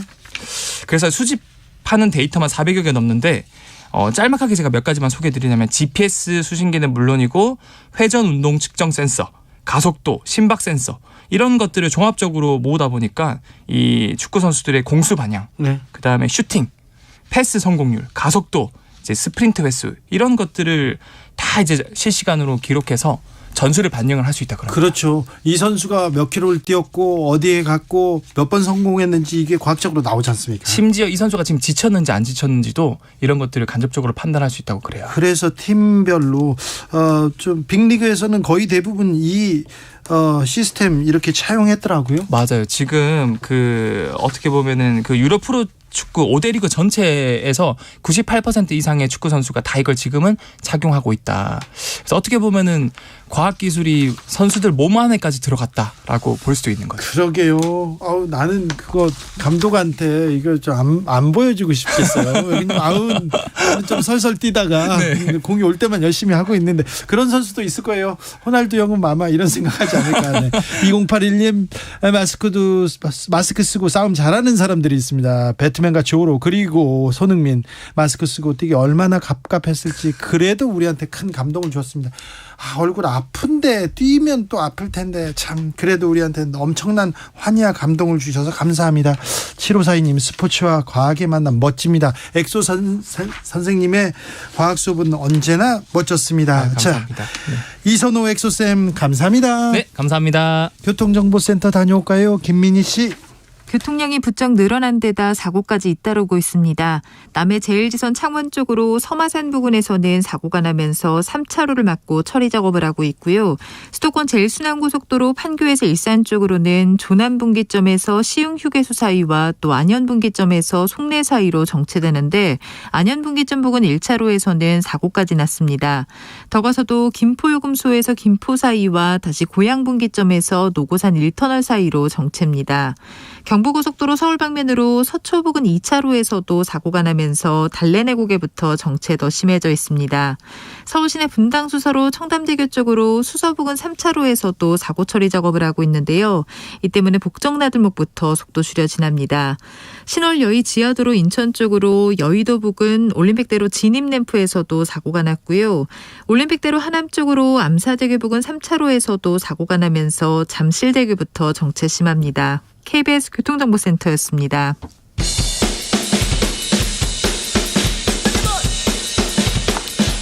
틱탁 틱탁 틱탁 현란한 입담의 환상 드리블 오늘 이 뉴스를 주목하라 이슈 틱타카. 자, 머리부터 발끝까지 뜨겁게 이야기 나눠보겠습니다. 최진봉 성공회대 교수. 안녕하세요. 최진봉입니다. 오늘의 특별 손님입니다. 김종혁 국민의힘 비대위원 어서 오세요. 안녕하세요. 김종혁입니다. 자, 한 분은 언론학과 교수고요. 한 분은 기자 출신, 네, 편집국장을 하셨어요. 자, 그래서 방송법 개정안 얘기를 먼저 해야 될 것 같습니다. 민주당이 국회 과방위에서 방송법 개정안 단독 강행 처리했습니다. 어떻게 보셨습니까, 김종혁 비대위원? 저희요. 저희는 애초에 저희 당의 입장은 분명합니다. 이것은 그 공영 방송을 영구 지배하려는 그런 그 야당의 책략이다 이렇게 생각을 하고 있습니다. 영구 지배요? 네, 그렇습니다. 야당이요? 네, 그렇습니다. 네. 민주노총에 민주노총 언론노조가 뒤에 있다 이런 얘기도 하더라고요. 네, 저희는 민주노총과 그다음에 야당이 함께 손을 잡고 공영방송을 영구 지배하려고 하는 그런 시도를 하고 있는 게 아니냐 이렇게 생각을 하고 있습니다. 김종혁 의원님, 네. 솔직히 말해서 기자들이 민노총 소속이 많지만 민주노총 위원장이나 민노총 얘기 안 듣잖아요. 글쎄요. 저는 그렇게 생각 안 합니다만. 아이 그런 사람이 어디 있어요, 그런 기자가.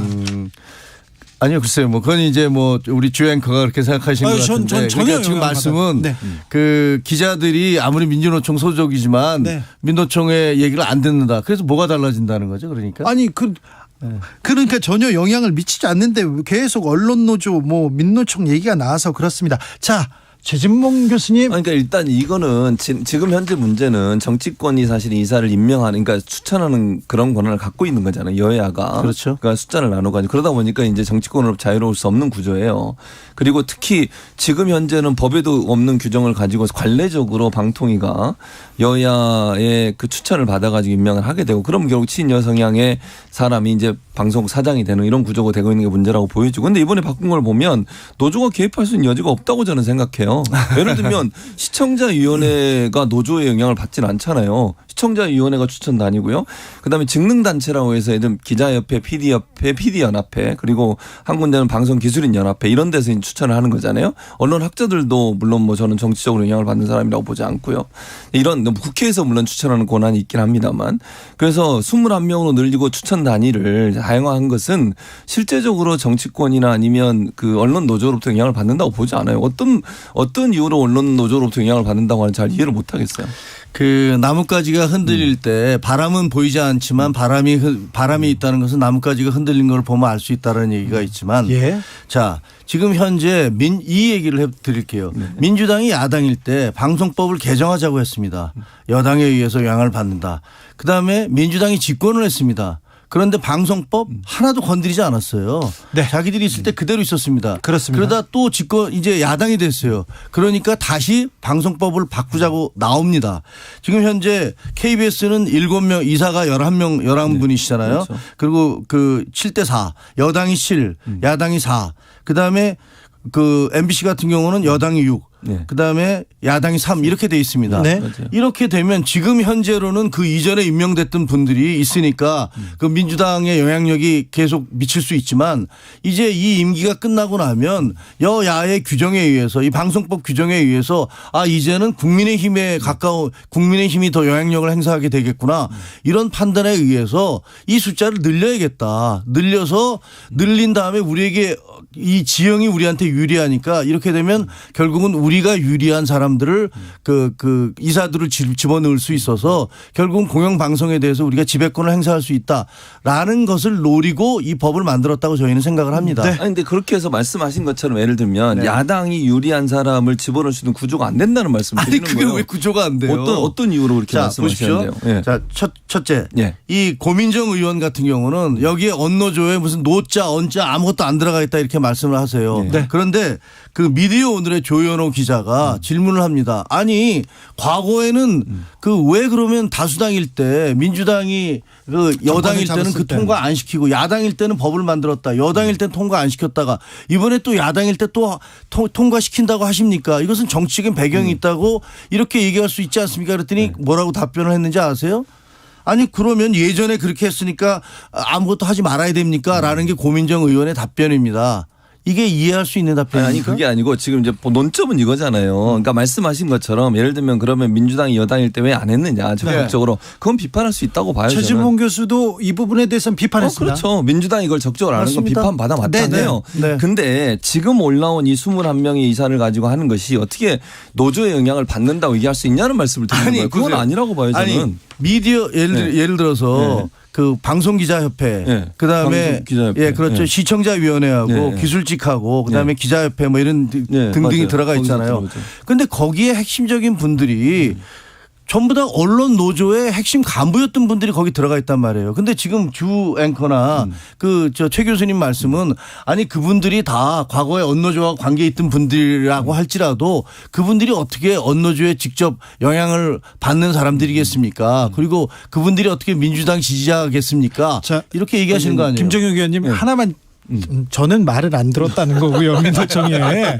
저는 그 얘기는 한 건 아닙니다. 민노총이 저한테는 영향을 미치지 않아요. 그러니까 시청자위원회는 방송국마다 있는 거잖아요. 각 방송국마다 있고 방송국에서 실제적으로 사실 영향력 일정 부분 행사하는 부분도 있어요. 근데 종편도 시청자위원회가 있고 예를 들면 뭐 MBC나 KBS 다 있잖아요. 그게 어떻게 한쪽으로 편향되게 모두 다 야당이다 이렇게 얘기할 수 있다고 보지 않고요. 아니 시청자위원회 지금 시청자위원회도 예를 들면서 국민의힘 쪽에서는 여러 가지 그 지난번에 그 방송 내용에 대해서 우리가 항의를 하면 시청자위원회에서 그게 제대로 반영이 되지 않아요. 그래서 저희는 분명히 시청자위원회가 저렇게 임명이 되고 나서 사장에 의해서 임명이 되고 나서 저분들이 다 일정한 한쪽의 편을 들고 있구나라는 불만을 저희는 갖고 있어요. 뭔가 불만이 있을 수는 있는데 모든 방송의 시청자위원회가 다 야당이다 이렇게 얘기할 수 없다는 말씀을 드리는 거예요. 예를 들면 정말 백보양보해서 말씀하신 것처럼 KBS나 MBC에 그런 뭐 야당 쪽의 성향이 강한 사람이 더 많다고 얘기할 수는 있지만 종편도 시청자위원회고 다른 방송은 다 있잖아요.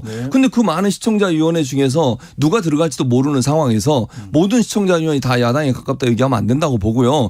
기자협회도 마찬가지예요. 기자협회도 예를 들면 JTBC에 계셨지만 거기도 기자협회가 있고 PD연합회가 있는 거잖아요. 각각의 종편들도 다 있고요. 여기서 추천해서 오는 사람이 어떻게 한쪽으로 뭐 노조에 친하다 이렇게 규정할 수 없다고 저는 보고 방송기술인연합회는 더더욱 그래요. 거기가 무슨 여야하고 진보 보수가 있습니까? 방송기술인연합회 같은 경우에 다 그냥 중도적 성향도 많으시고 정치적으로 성향이 그렇게 뭐 드러난 분이 없는 분도 많아요.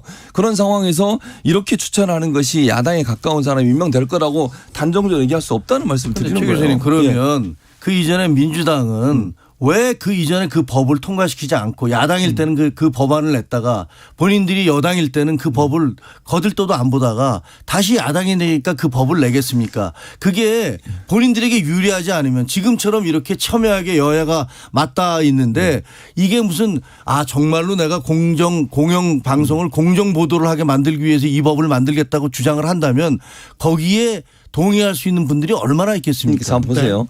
공정방송이라고 하는 걸 만드는 데는 저는 이렇게 만드는 게 필요하다고 생각해요. 개인적으로. 두 번째, 민주당이 왜 그렇게 안 하냐고 계속 말씀을 하시는 건데 이건 사실 이런 법안이 2년 전에 과방에 있었어요. 근데 민주당도 그랬지만 국민의힘도 적극적으로 이 문제를 다루지 않았어요. 그 당시 예를 들면 그러니까 이 법안이 이번에 나온 게 아니고 2년 전에도 이미 과방위에 올라와 있었고 심의를 제대로 안 해가지고 통과가 안 된 거예요. 근데 제가 말씀드린 것처럼 민주당이 더 적극적으로 했어야 한다고 저는 생각해요. 왜냐하면 야당도 이렇게 주장을 했으니까. 네. 저희가 적극적으로 안 한 것은 이 법안은 결국은 현재 지형으로 볼 때 현재 언론 지형 그리고 어떤 기자들, PD들 그다음에 기술직 또 시청자위원회 그다음에 학계 이런 지형으로 볼 때 이것은 결국은 민주당에 유리한 그런 이사를 구성하겠다는 것에 불과하다라고 하기 때문에 저희는 그렇게 적극적으로 할 수 그게 이해가 안 이유가 된다는 없죠. 거. 아니 예를 들면 언론 학계가 어떻게 진보 보수로 진보적 성향이 더 많다고 얘기할 수가 없어요. 자 여기까지 하겠습니다.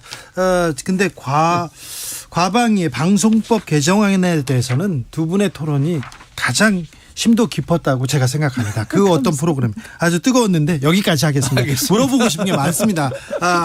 방송 그리고 언론의 가장 전문가들이어가지고 물어보고 싶은 게 많습니다. 한동훈 법무부 장관이 김의겸 의원과 유튜버들을 이렇게 고소했습니다. 고소 고발했습니다. 손해배상 10억 배상했는데 이거 어떻게 보셨습니까? 최지봉 교수님. 저는 일단 이렇게 생각해요. 개인적으로 뭐 억울함이 있으면 고발할 수 있다고 봅니다. 개인의 신분으로. 근데 이제 한동훈 장관은 지금 법무부 장관의 임무를 수행하고 있는 거예요. 그러니까 개인적으로 억울함이 있어서 어떤 법적인 고소 고발을 한다. 이거를 뭐 문제가 있다고 예를 들면 문제가 있다고 지적한다고 제가 표현하는 것은 그게 본인의 권한이고 뭐 본인이 하고 싶은 일이니까 할 수 있다고 보지만 저는 이해충돌의 위험성이 있다고 생각해요. 두 번째는 법무부 장관은 사실 검찰의 사무를 관장하는 그런 업무를 하고 있는 거잖아요. 그리고 사실은 법무부 장관이 수사지휘권도 발동할 수 있는 것이고 검찰이 인사도 일정 부분 영향을 행사할 수 있는 것이고 이런 상황에서 본인의 사안을 검찰이 수사하고 경찰이 수사했을 때 과연 공정하게 할 수 있을까에 대해서 국민들은 의심을 가질 수밖에 없어요. 의혹을 가질 수밖에 없고. 그래서 억울하더라도 고위공직자는 가능한 한 뭐 법적인 판단을 통해서 본인의 일에 대해서 수사를 요청하는 것은 삼가야 된다고 저는 개인적으로 생각을 해요. 물론 그것도 본인의 권리니까 할 수도 있겠지만 국민들은 그걸 볼 때 과연 이게 공정하게 수사될까 하는 부분에 대한 의문이 있을 거라고 저는 봅니다. 그래서 그런 부분들은 좀 너무 지나치게 모든 일에 뭐 고소 고발을 하는 것이 바람직한지 그리고 만약에 본인이 뭐 그 직을 그만두고 하시는 건 문제가 없지만 법무부 장관의 임무를 수행하시면서 하는 것은 부적절하게 보이는 분이 있다고 생각합니다. 저는 저도 언론 출신이기 때문에 매우 안타깝게 생각을 합니다. 그리고 개인적으로는 김의겸 기자가 대학 후배이기도 하고 언론사 후배이기도 해서 평소에 계속 그 기자 생활할 때부터 같이 해왔기 때문에 매우 안타깝게 생각을 합니다. 그런데 저는 정말 최근에 정치인이 된 다음에 김의겸 의원의 그 변신을 보면서 상당히 좀 괴롭기도 하고 왜 저렇게까지 해야 되나라는 생각이 드는데요. 자, 김의겸 의원이 얘기하기를 나는 더 탐사와 협업을 했다. 뭐 그런 말씀을 하셨잖아요. 그리고 이게 문제가 됐을 때 본인이 대통령과 그 법무부 장관이 그 김현장 변호사 30명과 몰려가서 새벽까지 동백아가씨를 부르면서 노래를 부르면서 했다는 얘기가 저도 들었을 때 저게 말이 되는 소리냐라고 했는데 그 이후에 경찰 수사 과정을 통해서 문제가 계속 드러났잖아요. 이게 아니라는 사실이 확인됐고 본인도 그 첼리스트한테 전화해 본 적도 없고 그 장소가 어딘지도 모르고 이런 얘기를 막 했단 말이에요. 그러면 적어도 그런 경찰 수사나 이런 데서 문제가 발생하면 사과를 하셔야 되잖아요. 그런데 EU 장관, EU 대사에 대해서 EU 대사의 발언을 왜곡하고 그 틀리게 얘기를 한 것에 대해서는 EU 대사가 이거 항의를 하니까 바로 그 다음 날은 미안하게 됐다면서 유감을 표시하셨어요. 그런데 한동훈 장관에 대해서는 그게 그렇게 계속 그 경찰 수사를 통해서 문제가 제기되고 있는데도 거기에 대해서 이런 방구 얘기를 안 하셨어요. 그러면서 나중에 한 게 만약에 그 발언이 사실이라면 유감이다라고 얘기를 하셨잖아요. 그것도 윤석열 대통령 등 해서 한동훈 장관에 대해서는 이름도 언급하지 않았어요. 이건 사과라고 할 수 없습니다. 그리고 더 탐사는 그다음에 어떻게 했습니까? 더 탐사는 생중계를 하면서 그 집을 찾아가서 그 사람도 없는데 아빠는 있지도 않은데 그 집안에 부인과 딸만 있는 집에 가서 제가 보기엔 할 수 없는 취재라고 할 수 없는 행동을 했단 말이에요. 그러면 한 장관으로서는 그게 그 부분을 어떻게 받아들여야 되는 겁니까? 아무리 장관이지만 이건 장관을 떠나서 하나의 가장이고 아빠로서 야 어떻게 이럴 수가 있어라는 생각을 할 수 있지 않겠습니까? 이게 굉장히 비극적인 일이지만 저는 만약에 더 탐사나 한동훈 장관, 김의겸 의원이 정말 미안하게 됐다, 이거 잘못 알았다 이렇게 얘기했으면 이런 사태까지 가지는 않았을 거라고 봐요. 일단 이제 김의겸 의원은 유감을 표시했는데 말씀하신 것처럼 그게 이제 진정한 상황 아니라고 판단하시는 거니까 그 부분은 뭐 저는 거론하고 싶지 않고요. 다만 저는 이렇게 생각해요. 말씀하신 것처럼 저는 더 탐사가 그런 식의 취재를 하는 건 저는 바람직하지 않다고 생각합니다. 네. 그렇게 뭐 집에 가서 막 문을 두드리거나 아니면 문을 열려고 하거나 이런 행동을 하는 건 바람직하지 않아요. 네. 그러니까 정상적인 취재를 해야 한다고 저는 보고요. 다만 이제 법무부 장관직에 있으면서 고소고발을 하는 것이 고소를 당한 사람 입장에서는 과연 이게 이해충돌의 소지가 없을까 하는 부분에 대한 고민이 있다는 말씀을 드리는 거예요. 알겠습니다. 김정우님께서 둘 다 말씀을 잘하셔가지고 토론다운 토론입니다. 이렇게 불꽃 튀어야 재미가 있죠. 말만 잘하는 게 아니라요. 저를 많이 이 방송에서 제가 상당히 아닙니다. 무슨 말씀? 이분이 악플이 많이 올 것 같은데. 아니요. 이분이 부캐로 래퍼거든요. 아유 말만 많아요. 말이 많습니다. 그런데 김종혁 위원께서는 글을 쓰시는 분인데 말을 잘하셔가지고 JTBC에서 진행도 하셨잖아요. 그러니까요. 말을 잘하셔가지고 원래 글 쓰는 사람 저처럼 어눌하거든요. 자, 남욱발 보도 그리고 김만배발 보도 이 대장동 기사들 계속 나오고 있는데 이 보도 어떻게 보십니까? 저는 이렇게 생각해요. 남욱이 지금 말하고 있는 여러 가지 얘기는 다 들어서 한 얘기예요. 전언에 가깝다고 보이죠. 본인이 직접 보고 경험한 건 없다고 저는 보거든요. 김만배 씨 변호인도 계속 지금 그 문제를 파고들고 있습니다. 그러니까 본인이 그냥 김만배 씨 변호인이 그렇게 지적을 하잖아요. 추측이 가미된 진술을 하고 있다. 이렇게 지금 지적을 하고 있어요. 법원에서 지금 재판이 진행되는데 재판 과정에서 이런 얘기를 했어요. 그러니까 남욱 씨가 얘기하는 것이 본인이 직접 본 게 아니라 김만배 씨로 들어서 한 얘기를 지금 계속 하고 있는데 김만배 씨 변호인은 그렇게 얘기한 적이 없다고 얘기를 하잖아요. 그럼 과연 이분의 말을 얼마나 믿어야 되는지 잘 모르겠어요. 근데 이분의 말만 계속 언론에서 따옴표 저널리즘으로 따와가지고 보도를 해서 마치 이재명 대표한테 돈이 건너간 것처럼 이렇게 이미지를 만드는 것은 언론이 좀 자중해야 한다고 저는 생각해요. 그러니까 남욱의 말이 있다는 건 전할 수 있지만 그것이 사실화되는 것은 저는 경계해야 된다. 왜냐? 증거가 없잖아요 지금. 저는 거기에 대해서는 100% 동의를 해요. 왜냐하면 사실 지금 재판이 진행 중이잖아요. 네. 그러니까 서로 상반되는 입장이 있는 사람들이 김만배는 김만배대로 자기한테 유리한 얘기를 할 것이고 남욱은 남욱대로 할 거예요. 그러니까 그것들을 예를 들면 무슨 경마 저널리즘처럼 계속 쫓아가면서 얘가 이런 얘기했어 저런 얘기했어 얘기를 한 다음에 거기에 유리한 예를 들면 이거 봐 이거는 분명히 그 이재명에게 문제가 있는 거야. 혹은 그 반대로 아니야 그거는 전혀 없는 거야. 이런 얘기하는 거 별 의미 없다고 생각을 해요. 하지만 앞으로 재판이 진행되면서 남욱 씨 같은 경우는 최근에 하는 얘기 들어보면 뭐 그 연기를 한다고 이재명 대표가 얘기를 하니까 연기를 지시하신 분이 누군데 나를 발연기를 한다고 얘기를 하느냐 이렇게까지 얘기하잖아요. 그래서 결국은 이제 진실은 드러날 텐데 뭐 이렇게 일희일비할 게 아니라 최종 큰 그림을 봐야 된다 이렇게 생각을 합니다. 알겠습니다. TBS 김어준 씨 문제도 있고요. 그다음에 MBC에 대한 대통령의 자세도 두 분한테 물어볼 게 많은데 시간이 여기까지. 아이고 오늘 감사합니다. 김종혁 비대위원 그리고 최준봉 교수님 감사합니다. 감사합니다. 또 모셔서 언론 얘기 좀 들어야 될 것 같습니다. 네, 좋습니다. 감사합니다. 네, 고맙습니다. 주진우 라이브는 여기서 인사드리겠습니다. 저는 내일 오후 5시 5분에 돌아오겠습니다. 지금까지 주진우였습니다.